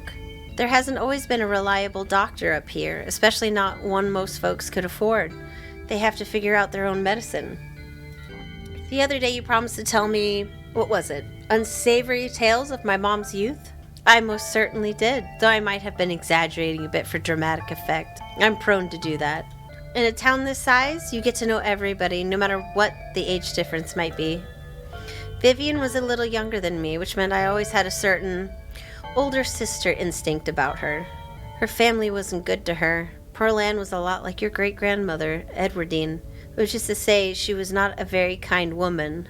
Similar to Tabitha, but with more social grace and considerably more hatred for her fellow man. But your mother wasn't a shrinking violet either. She was just as stubborn as any other Scarlet, so her family choosing her as their punching bag made her quite the rebel. Why were Pearline and my mom raised by Edwardine? What happened to their mother? Their entry into this world was violent, I'm afraid. Their mother was young, too young to be pregnant, especially with twins. She didn't survive the labor. What do you know about my grandma? I'm afraid there isn't much I can tell you. I think there were two in that generation. The eldest died when the girls were still children. Edwardine never spoke about them, nor did your mother. I feel like I know a lot about the women in my family, but what about the men? Did they even exist? I suppose they just haven't been very noteworthy since Edwardine took over the mines. Her husband died a long time ago, and to be quite honest, I can't recall his name. It might have been Stuart or something just as forgettable. From what Vivian said, her father was some teenage fling that ended once your grandmother found out she was pregnant. I'm fairly certain it was similar for Vivian, though. She was much older, and I believe she was the one who ended it, what with skipping town and all. What happened when my mom found out she was pregnant? She came to me for advice. She was distraught. It was like she'd been handed a death sentence. Maybe it was fear from what had happened to her own mother. Maybe it was something else. But she seemed convinced she was in danger. Tabitha had already been born by then, of course, but she was born in wedlock, so I assumed your mother's worries had something to do with religion. Though the Scarlets weren't particularly religious as far as I knew. What's with all the mystery and ritual? If you have something to tell me, just come out and say it. I'll need your tea leaves first. I have a piece of the puzzle, but the tea leaves should help to give me the full picture. Sip your tea. You take the tea, sipping it delicately. The citrus smell is fleeting, quickly replaced with the earthiness at its core, like you've taken a mouthful of dirt.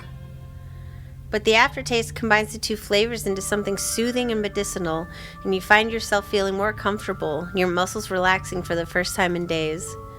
There's something you don't like about the feeling. It's too soothing. You don't doubt that there's something magical at work in this blend. You close your eyes and take another sip, then another. It's delightful. The tea is gone before you know it. The small cup empty, save for what's left of rehydrated leaves coating the bottom. Oh good, glad you found the tea palatable enough to drink. It should do you some good.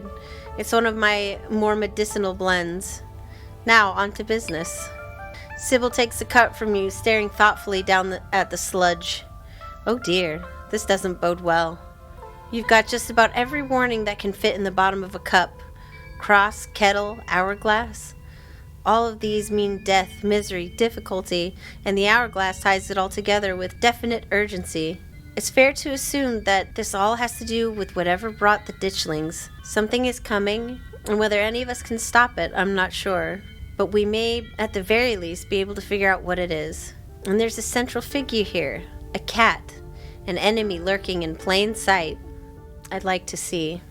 I'm sure it wouldn't make much sense to most people. It'll probably just look like a confusing mess of old leaves, but you're free to take a look. You take the cup, staring down into it. It's just leaves. There's no pattern, nothing swimming together in the dredges of your tea to give you any warnings or premonitions. After a long moment, Sybil takes the cup back from you. I hope that settled your curiosity. Don't worry if you couldn't make sense of it. It takes years to learn this sort of thing, even for someone with your propensities. She winks conspiratorially. How do I know you're not the cat? I suppose you don't. Though I'd think the cat wouldn't exactly warn you about itself. Still, you can't rule anyone out, even the old woman with a tea obsession. You don't have to figure out an answer right away. It often takes time for the mind to connect the dots. Just be on guard and keep vigilant that someone close to you isn't to be trusted. We know from the ditchlings that something terrible is coming your way, and it's likely that it's connecting to some hidden enemy. Perhaps we can try to counteract whatever might be planned for you. Judging by what you told me last night, those stones, carvings, seals, whatever you want to call them, I think it's likely they have something to do with this. Until the cat reveals itself, it seems like your best course of action is to seek these carvings out. Piece together what you can from your visions and arm yourself with information. Have you sensed any others around town? Do you think you might be able to find another? Your thoughts drift to that door yesterday, the one that seemed to draw you in, urging you deep into the clinic. Even just remembering it is enough to tug at you, compelling you to return and open it to see what's on the other side. You can find Stella later. Maybe you can even find her there. What's important now is finally seeing what's hidden in the clinic. I think I felt another in the clinic.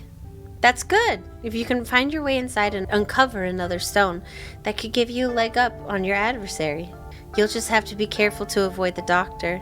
Something tells me she won't take too kindly to you sniffing around her clinic. I think that's all the help I can offer. I hope this conversation has been illuminating, even if it's just brought up more questions than giving any clear answers. All you did was look at some tea leaves and tell me not to get in danger. I suppose you could see it that way, but I hope I've done more than that, even if you don't realize it yet. Thank you again for humoring an old lady and stopping by for a chat. With a small grunt of effort, Sybil gets up from the table and you're escorted back to the door. And remember, be careful who you put your trust in.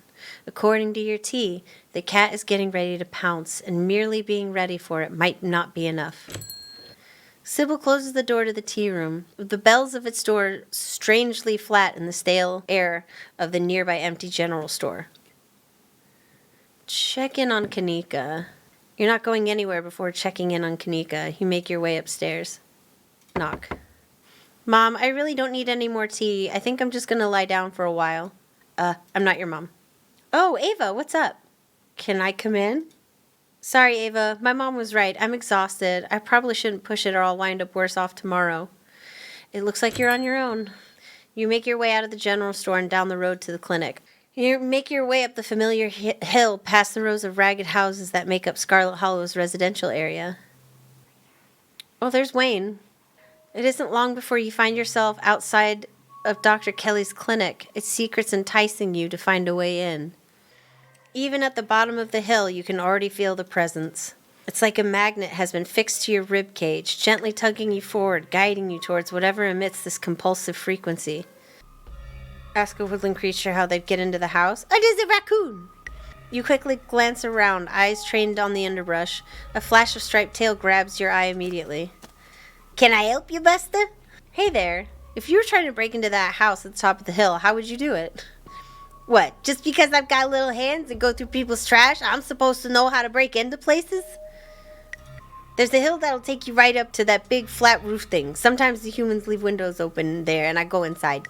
Don't tell them, okay? I like to sleep in their big piles of cloth. It's one of my few joys in life. He leaves as you turn back to look at the clinic. You have your way in.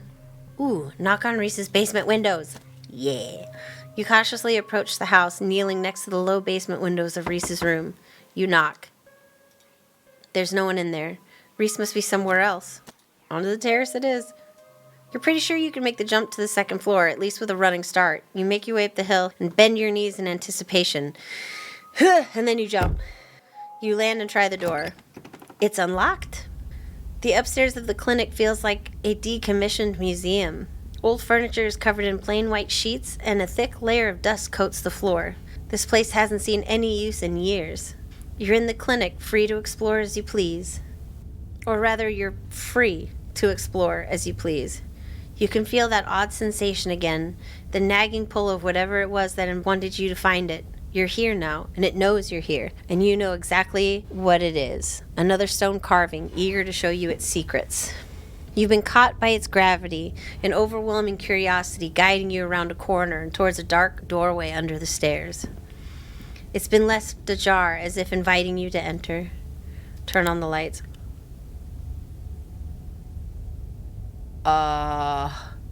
Reese? Buddy?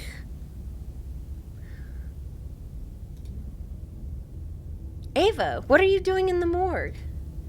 What are you doing in the morgue? I'm sure it looks weird. It's not like I expected anyone to come down here. I was just, practicing. A rehearsal, if you will. Rehearse, you say? Oh, a pun. Good one. His words seem distant to you. The tugging is strong down here. You can almost feel yourself slipping into a trance and your eyes wander the back wall of the morgue. You need to see what's back there. Follow the pull. You touch the wall. It feels disappointingly solid under your palms. Hey, are you okay? You feel Reese's hand gently shake your shoulder, and for a moment, the thing on the other side of the blank white wall loosens its pull on you. You kind of looked possessed for a second there. You good? Make him understand. Use your words. Don't let this fervor consume you. Be present in the moment.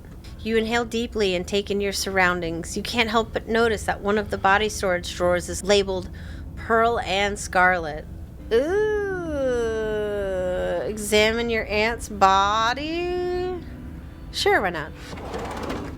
You step forward and pull out the drawer. Oh, God. So this is your Aunt Pearl Ann, cold baroness of the Scarlet Mines and local she-devil that it seemed no one, not even her own daughter, was able to mourn. This is not the first corpse you've seen, but it feels the same as any other. She's an empty body now, the warmth and energy of a life now dissipated, the same as your mother was, and the same as you'll be one day. Cold air rises from her bluish skin, her vacant, filmy eyes staring at nothing. You try to imagine what she may have looked like alive and breathing, slinging subtle insults at the townsfolk, but it's hard to picture any expression on a face so stiff and cold with death. Making sure she didn't walk off? It's so weird the first time I'm meeting her is like this.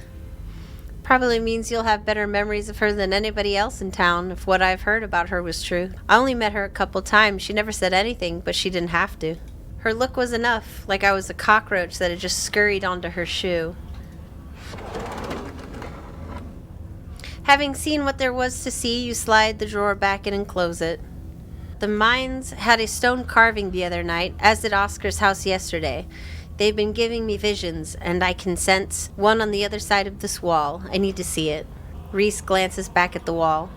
You're really serious, aren't you? This is probably a bad idea, but if you really need to get in there, I'm pretty sure there's an emergency axe somewhere upstairs. I just need to get the doc out of our hair. Should take 2 seconds. Get the doc out of our hair? Yeah, if I say I'm sick and I need something, she'll drop whatever she's doing and do it for me. Surefire way to get her out of the house. And most of the time, it's true anyway. Use what you got to get what you need. No shame in that. Exactly. Yes, please, axe now. Wow, you are super desperate about this wall. Be right back. He strides past you, his long legs moving swiftly. He seems excited, his usual dour demeanor replaced with an uncharacteristic pep when faced with the prospect of sneaking around and tearing down walls. You hear his soft voice filtering in through the open doorway at the top of the stairs, a hoarse and sickly edge added for effect as he speaks to his mother. Hey, Mom? He coughs gently. Reese, I didn't know you were awake.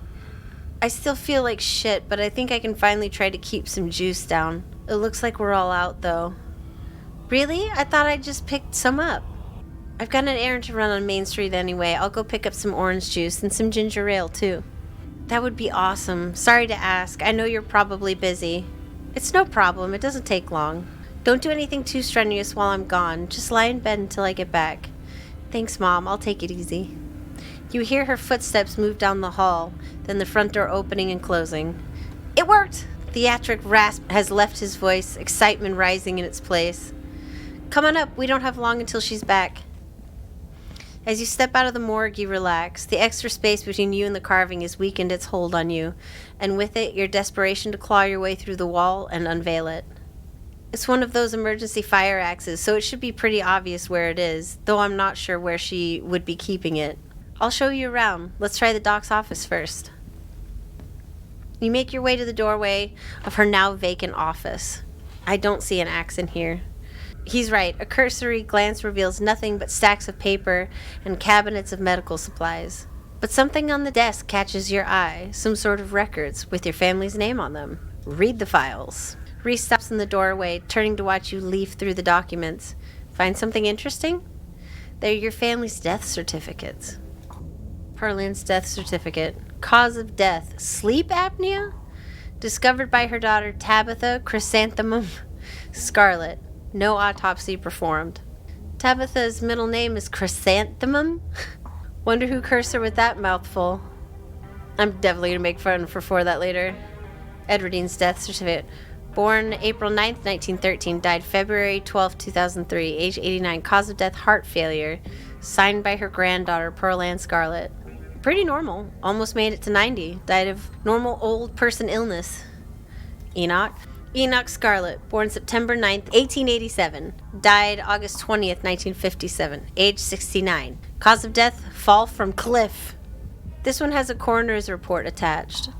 Organs sustained impact injuries, lacerations to the neck and body consistent with fall from great height. Whoa, an actual autopsy report. Looks ancient. You quickly flip through a few of the other Scarlets, whose names aren't quite as familiar. Theodore Scarlet, born May 24th, 1890, died 1918, age 28, cause of death, crushed in mine collapse. Body not recovered, signed by his brother Enoch Scarlet. Joseph Scarlet, April 1914, died June 7th, 1944. Louis Scarlet, born August 1920, died June 6th, 1944. Both killed at Normandy in the line of duty. These must have been Edwardine's brothers. Certificate of fetal death, infant boy, Andrew Charles Scarlet, delivered April 3rd, 1945. Stillbirth, mother Edwardine Scarlet. Oh, so her pregnancy didn't pan out.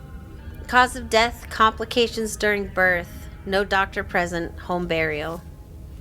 Alexandra Scarlet, born December 12, 1947, died August 20th, 1957, aged 9, missing, presumed dead. Signed by mother Edwardine Scarlet. Alexandra, the owner of the doll. So she went missing. Marybelle Scarlet, born September 3rd, 1946, died October 30th, 1963, age 17. Cause of death, complications during childbirth, signed by her mother, Edwardine Scarlet. Wow, that's a lot of kids to outlive, yeah. Reese's eyes flick up to the doorway, and a second later you hear the sound of the front door handle being turned. His hand is on your shoulder before you even register what's happening, and you're pushed back and out of view of the front door. Shit. I'm not supposed to be in here. We gotta hide. He hurries to the closet door, motioning you inside. You slip past him and squish yourself into what little space is available in the nearly full closet. Reese is close on your heels. Let him in. Together, you listen as the doctor makes her way to some room deeper into the clinic. In the silence of the tiny closet, every breath seems too loud, as if you could expect Dr. Kelly to hear it from wherever she was across the house. We'd better wait a second, just in case. Quietly wait for danger to pass. The two of you stand in tense silence, both crammed into the suffocating closet, taking shallow breaths as if she could hear your breathing from the other side of the building. But the footsteps soon return. Dr. Kelly makes her way back towards your hiding place. Creaking floorboards broadcasting her location all the way to the hallway just outside your hiding spot. The footsteps return. They get louder, approaching the open office door, and then they stop. Much to your relief, she opens another door, leaving the main clinic. We're in the clear. We've probably only got a minute or two until she comes back, so let's make it count. The medical supply room is probably our best bet. If any other room in the clinic is likely to have a fire axe, it's probably the room full of chemicals. This way. She motions you down a hallway, slipping through the slightly ajar door of what you assume to be the supply room. Yes, there it is. Keys! Here we go. He rushes over to the cabinet that contains a bright red axe, pulling the glass door open. Your axe. Now we can... Reese pauses, turning to listen intently. That was the door from the house. Come on, if we hurry, we can get you back downstairs. I'll run interference. Go downstairs, quick. You can hear her approaching now, floorboards creaking in the hallway on the other side of the office. You follow Reese's instruction, once again starting down the basement stairs, letting the pull of the stone carving guide you back to the morgue. Dr. Kelly's voice filters down from above. I was right. We did already have juice. It was just in the back of the fridge. But there's no harm in having extra. What are you doing in the clinic? I thought I told you to go rest. Oh, I'm just gonna chill in the morgue. I got my speakers, so if you hear some weird sounds, that's just my music. I'll be sure to put in earplugs to drown out all that industrial clanging you listen to. You know I'm not the biggest fan of you spending time down there. It can't be good for your mental health to hang out in a refrigerator for corpses. Do you at least have a blanket this time? Yeah, I'll be fine. It's just a change of scenery. My room feels too claustrophobic right now. Okay, I'll let you know when it's time for dinner. You hear the door close and the sound of Reese descending the stairs to join you in the fluorescent lit room below. Hey, well now yes? Have at it.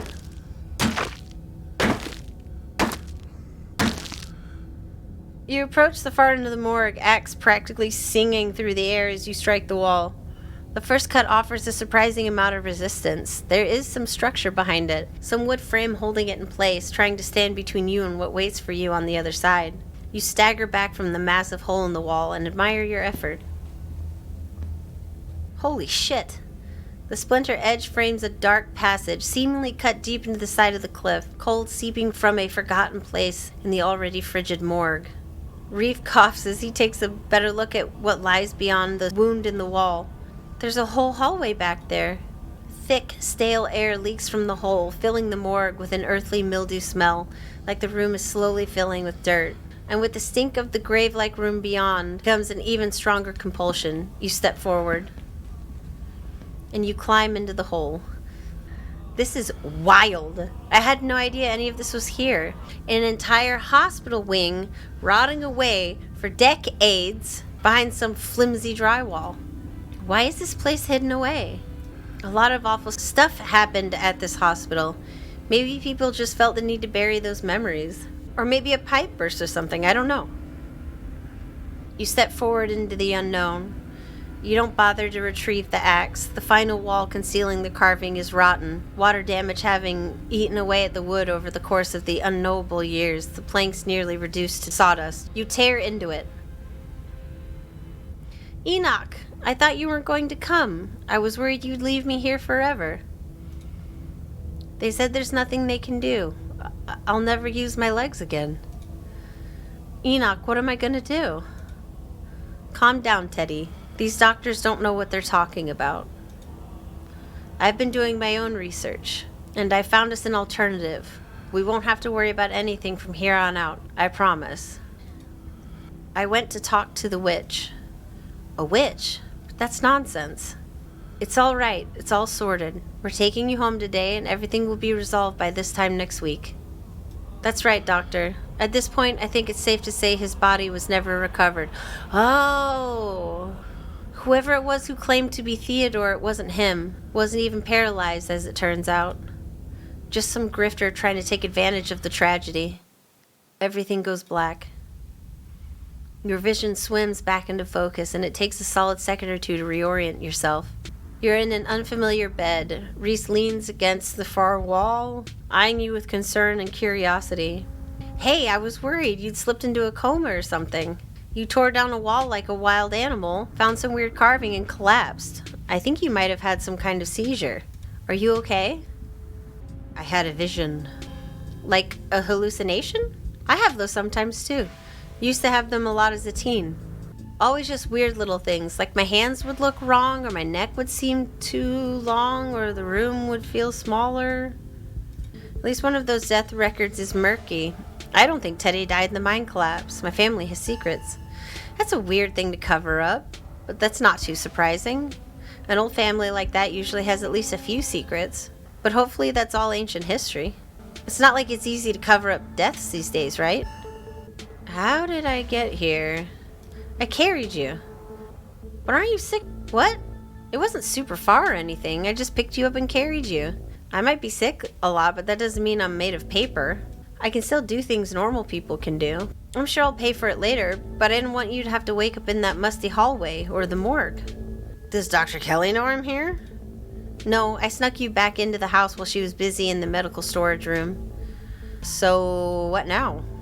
We might be stuck down here for a little bit. The doc is in a warpath up there.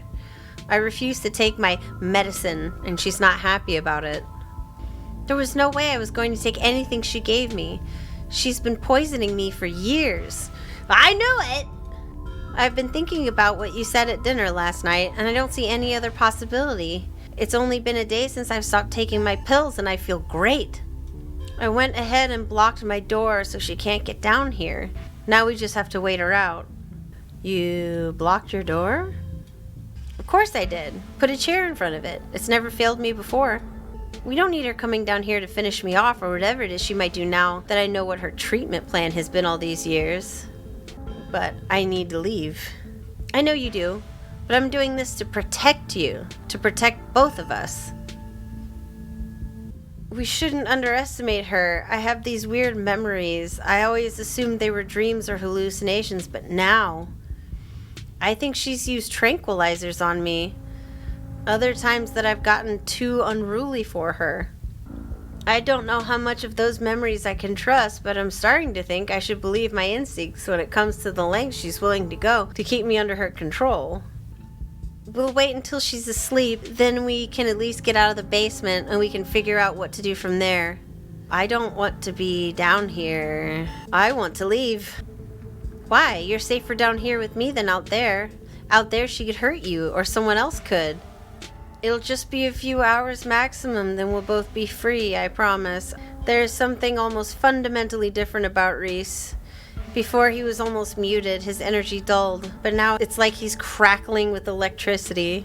It's like watching a storm gather on the horizon. Stella is still missing. I have to keep looking for her. It's getting dark. If you go looking, you might get lost too. And you still have to figure out how to get out of the house without that woman noticing you. If she knows you had something to do with this, there's no telling what she might do to make sure you can't tell anyone else. If she was fine keeping me trapped down there half dead, what else is she capable of? Murder? Ooh, Reese's movements are becoming more erratic, his voice rising as he starts to panic. Hey, are you sure you're okay? Yeah, I'm just panicked, I guess. Sorry, I must seem weird. I feel weird. It's like I've been pumped full of adrenaline, like finding out about what's been happening to me for my entire adult life has put me into fight or flight. And all I can think about is how she might try to hurt you now that you know, or what'll happen if I don't manage to get out of here. It'd be too easy for her to regain control and lock me downstairs for good. She could take away anything I could use to call for help and paint over the windows and keep me sick for as long as my body can withstand it. There is something very strange happening to the thin young man in front of you. It's as if his muscles are squirming under his skin, and the panic in his face has transformed his features into something almost inhuman. This might sound drastic, but I feel the only way to make sure that never happens is to take matters into my own hands. And why shouldn't I? I'm pretty sure I'm stronger than her. Oh my God. And it's self-defense. If I want to live, I need to. There's a knock on the window. Oh, it's Wayne.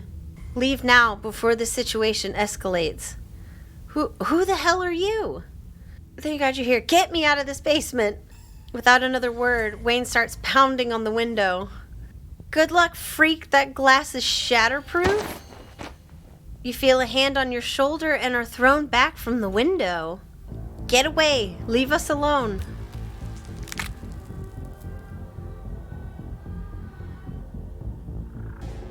As Reese tears at his clothes, paint bubbles out from the canvases, his ghoulish figures peeling themselves out of their two-dimensional worlds, invading yours, crawling up the walls. The window shatters. Grab my hand, I'll pull you out. I get it, you're the guy who's been following Ava. Enemies all around us, huh?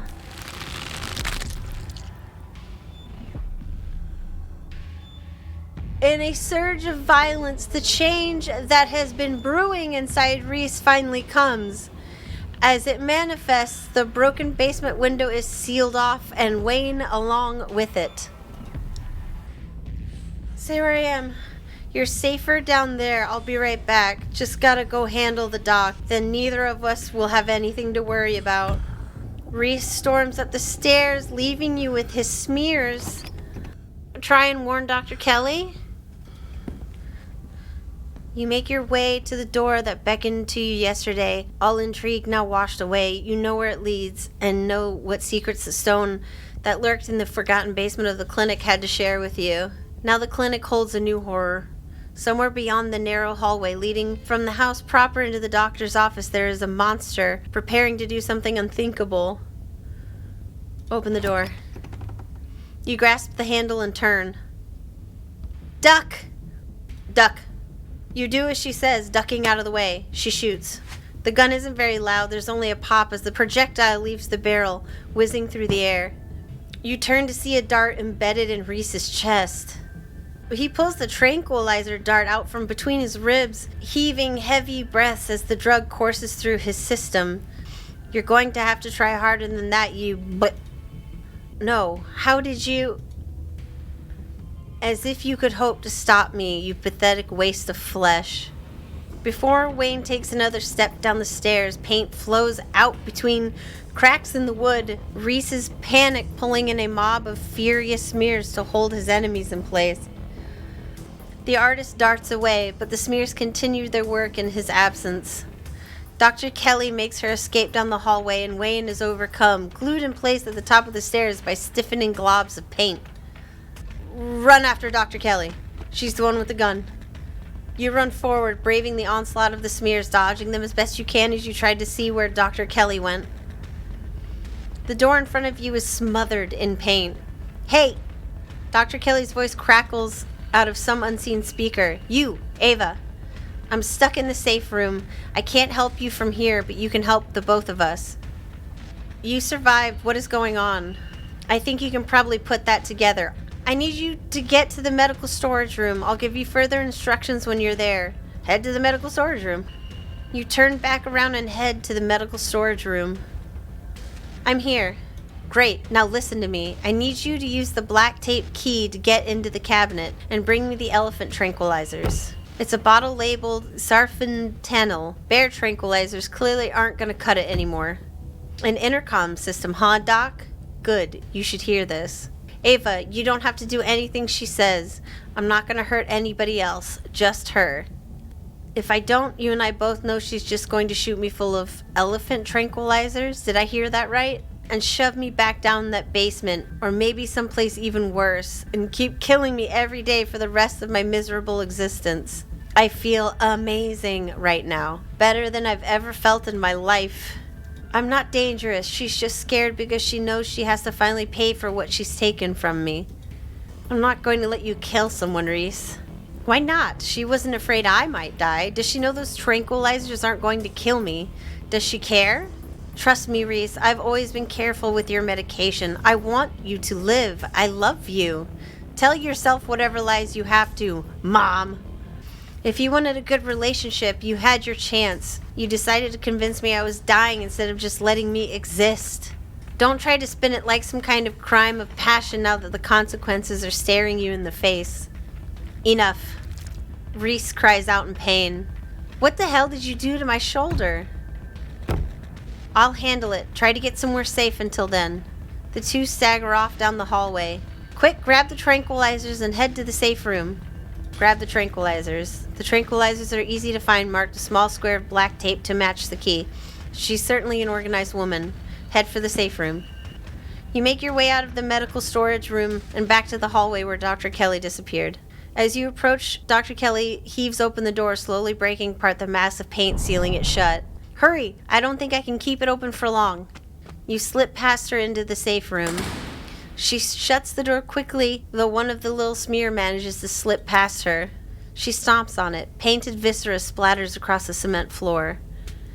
It sounds like Reese and your friend are still fighting. We probably have a few minutes before he gets here. What is this room?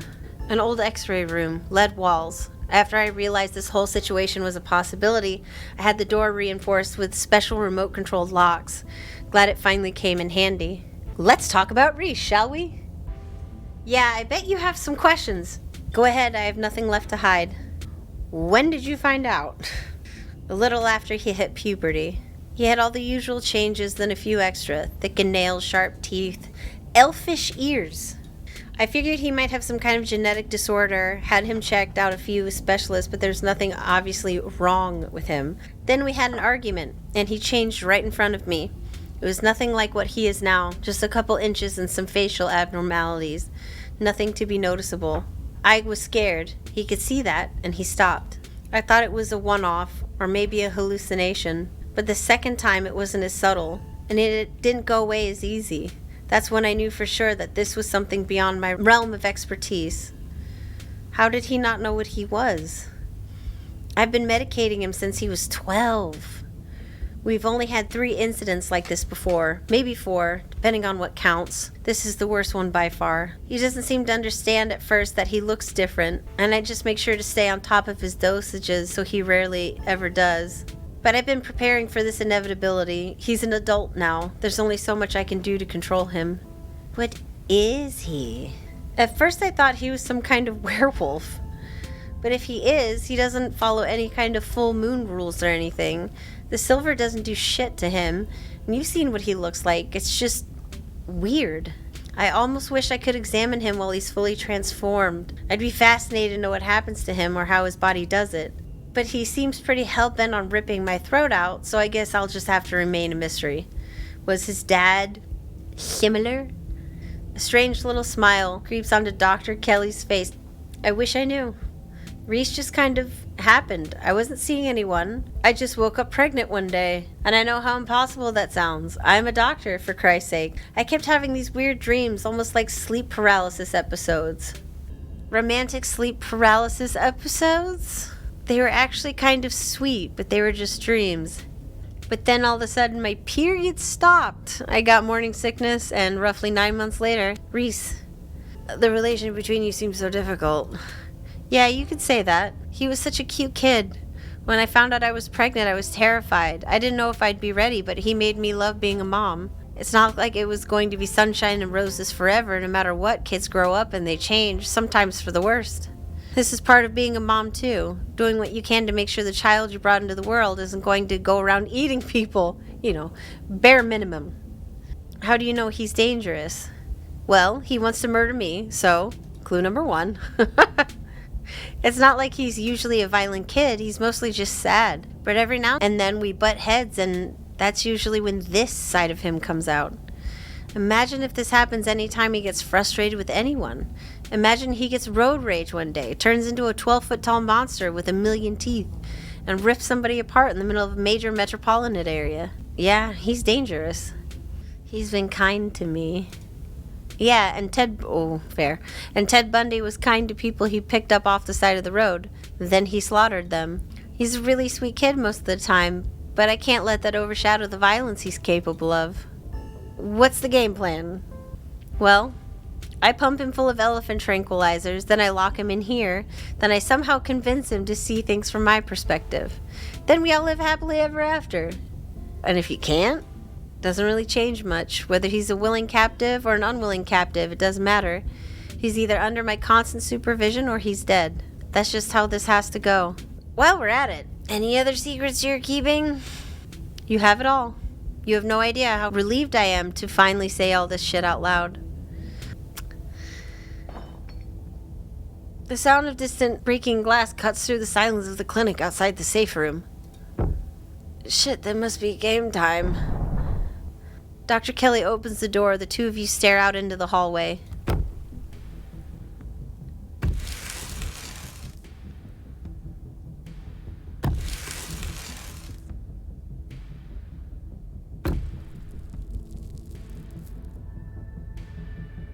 Is this what you were so afraid of? Hand over the tranquilizers. This is our shot.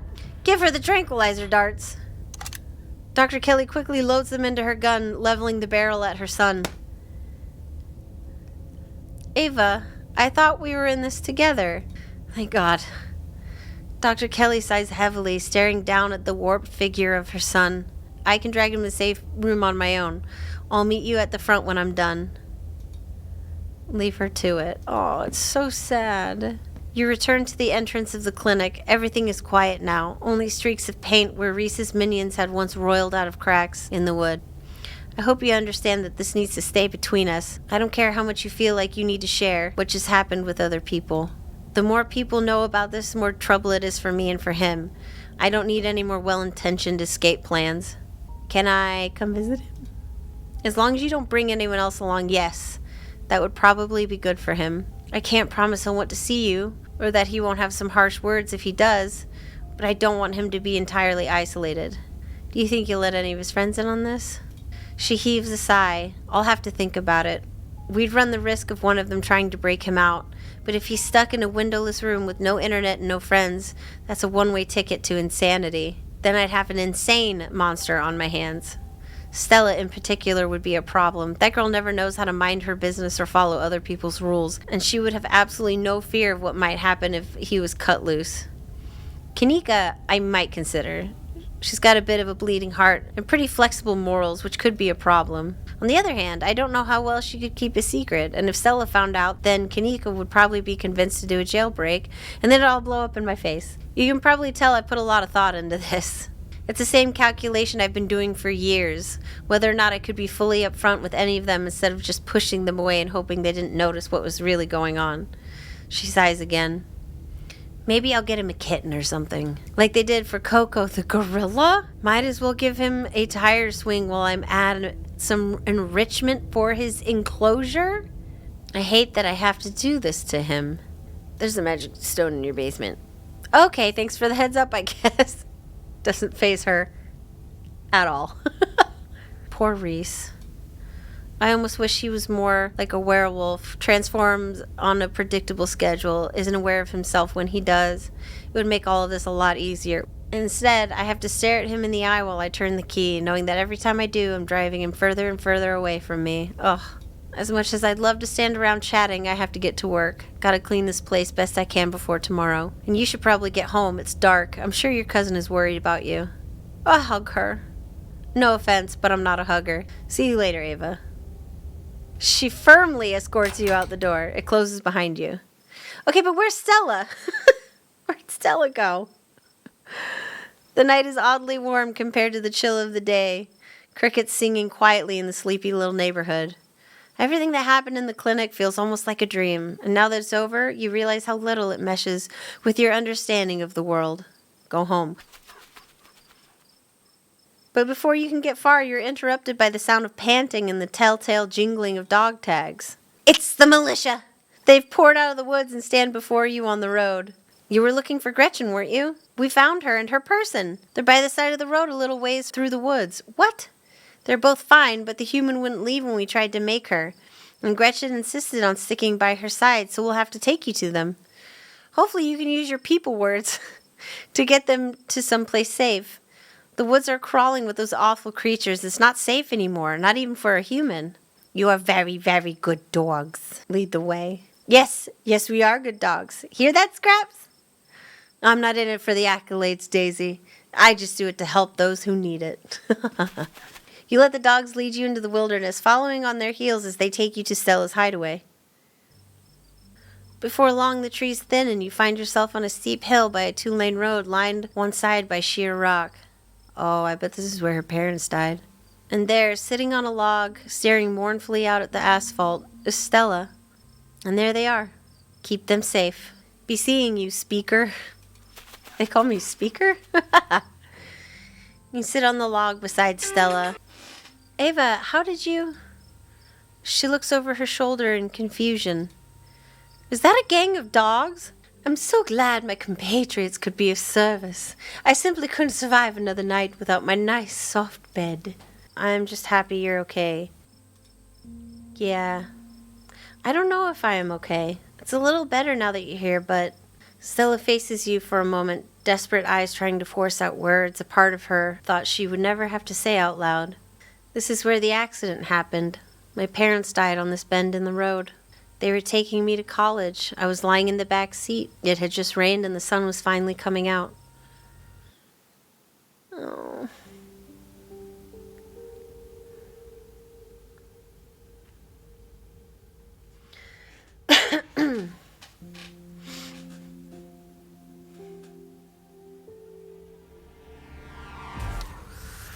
Shit. Oh my God.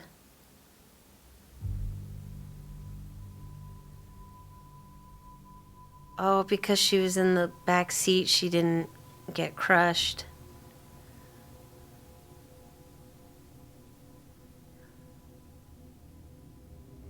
Oh, Stella.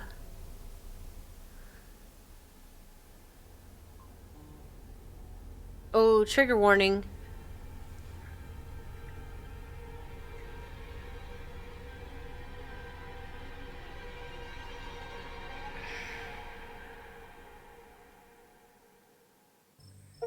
Sorry, no, that's probably a bummer to talk about. It was awful. Really messed me up for a while. I think I'm still messed up. There's whole years of my life after the accident that I feel they just never happened. Like every time I try and remember them, it's blank. I have all these videos sitting on my channel that I don't even remember filming. It's scary. At least it hasn't been like that for a while, thank God. I've never talked about this stuff before with anyone. Take her hand. It's warm against the cool night air, and the skin of her knuckles is soft. She finally tears her gaze from the road, her sad eyes meeting yours, but the hint of a smile creeps up the corners of her mouth, her dimples beginning to crease. Her hand shifts, her calloused palm fitting into yours, her grip tightening. It's strong and comforting. You can tell she feels held, so do you, and the two of you stare out at the road. I think the accident is probably why I got into ghost hunting.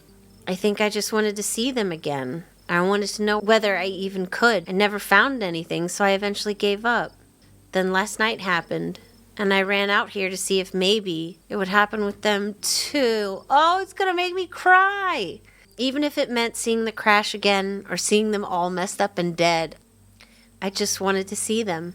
It's been a whole day. I don't think they're coming. No, Stella, I don't think they are. Put an arm around her shoulder.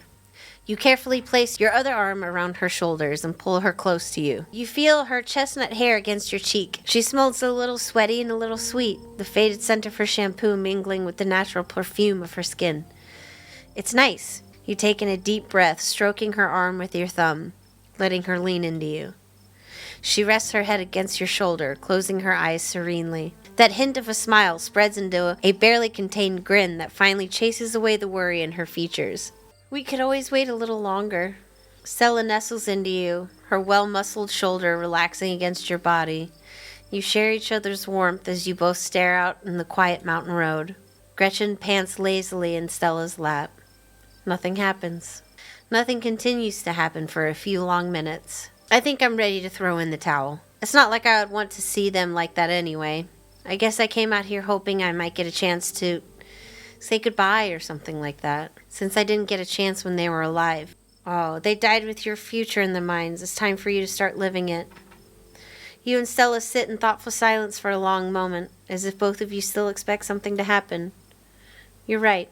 There's a new conviction in her voice. What the hell am I doing sitting out here waiting to see some awful memory of them? They wouldn't want me to do that. I don't think I realized how much I let this weigh me down. They were excited to bring me someplace new, but I've spent the last however many years just standing in place like I was waiting for them to come back home. They would be crushed if they knew that's how I was going to spend the rest of my life. So I'm not going to let that happen. You both stare out at the quiet mountain road. Thank you, Ava. I feel lighter. She straightens up, stretches her neck. Gretchen hops down from her lap, tags jingling in the quiet night air. I know that, Stretch. That's the time to go home, Stretch. Thank the Lord. I'll be sleeping in my own bed tonight. Thank you, Eva, for talking some sense into this girl. We should probably head back, right? I haven't slept in a day. You keep the events that transpired at the clinic to yourself, at least for now. I don't suppose I could ask you to walk me home. I'd love nothing more. You offer her your arm. She smiles, slipping hers into the crook of your elbow. She pulls you closer until the skin of your forearm brushes against her side. It's about time. Let's not waste another second sitting out in the middle of nowhere. And this is me. Do you want to come in?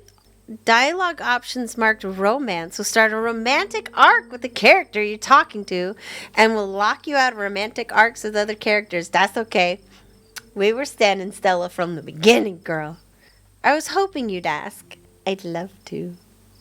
Stella ushers you inside, a barely contained grin threatening to split into an excited smile.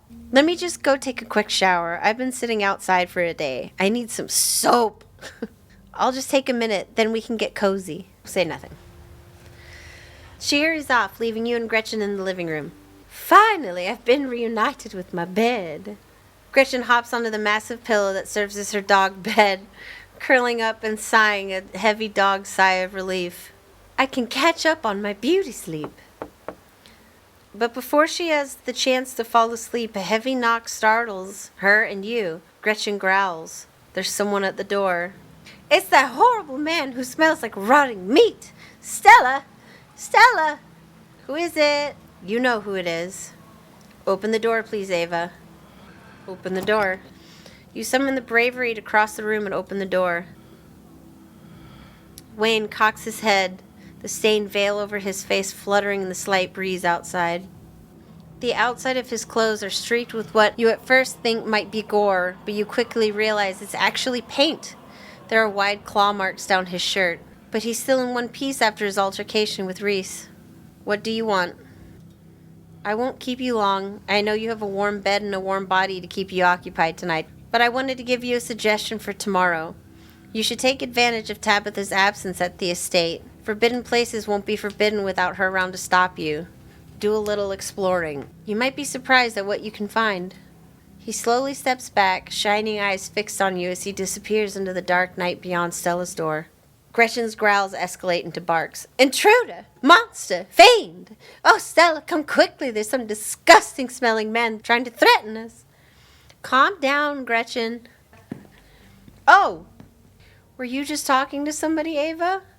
Wayne just stopped by. He's still following you? Are you sure we're safe? I think he's on our side. You think so? I guess that's good.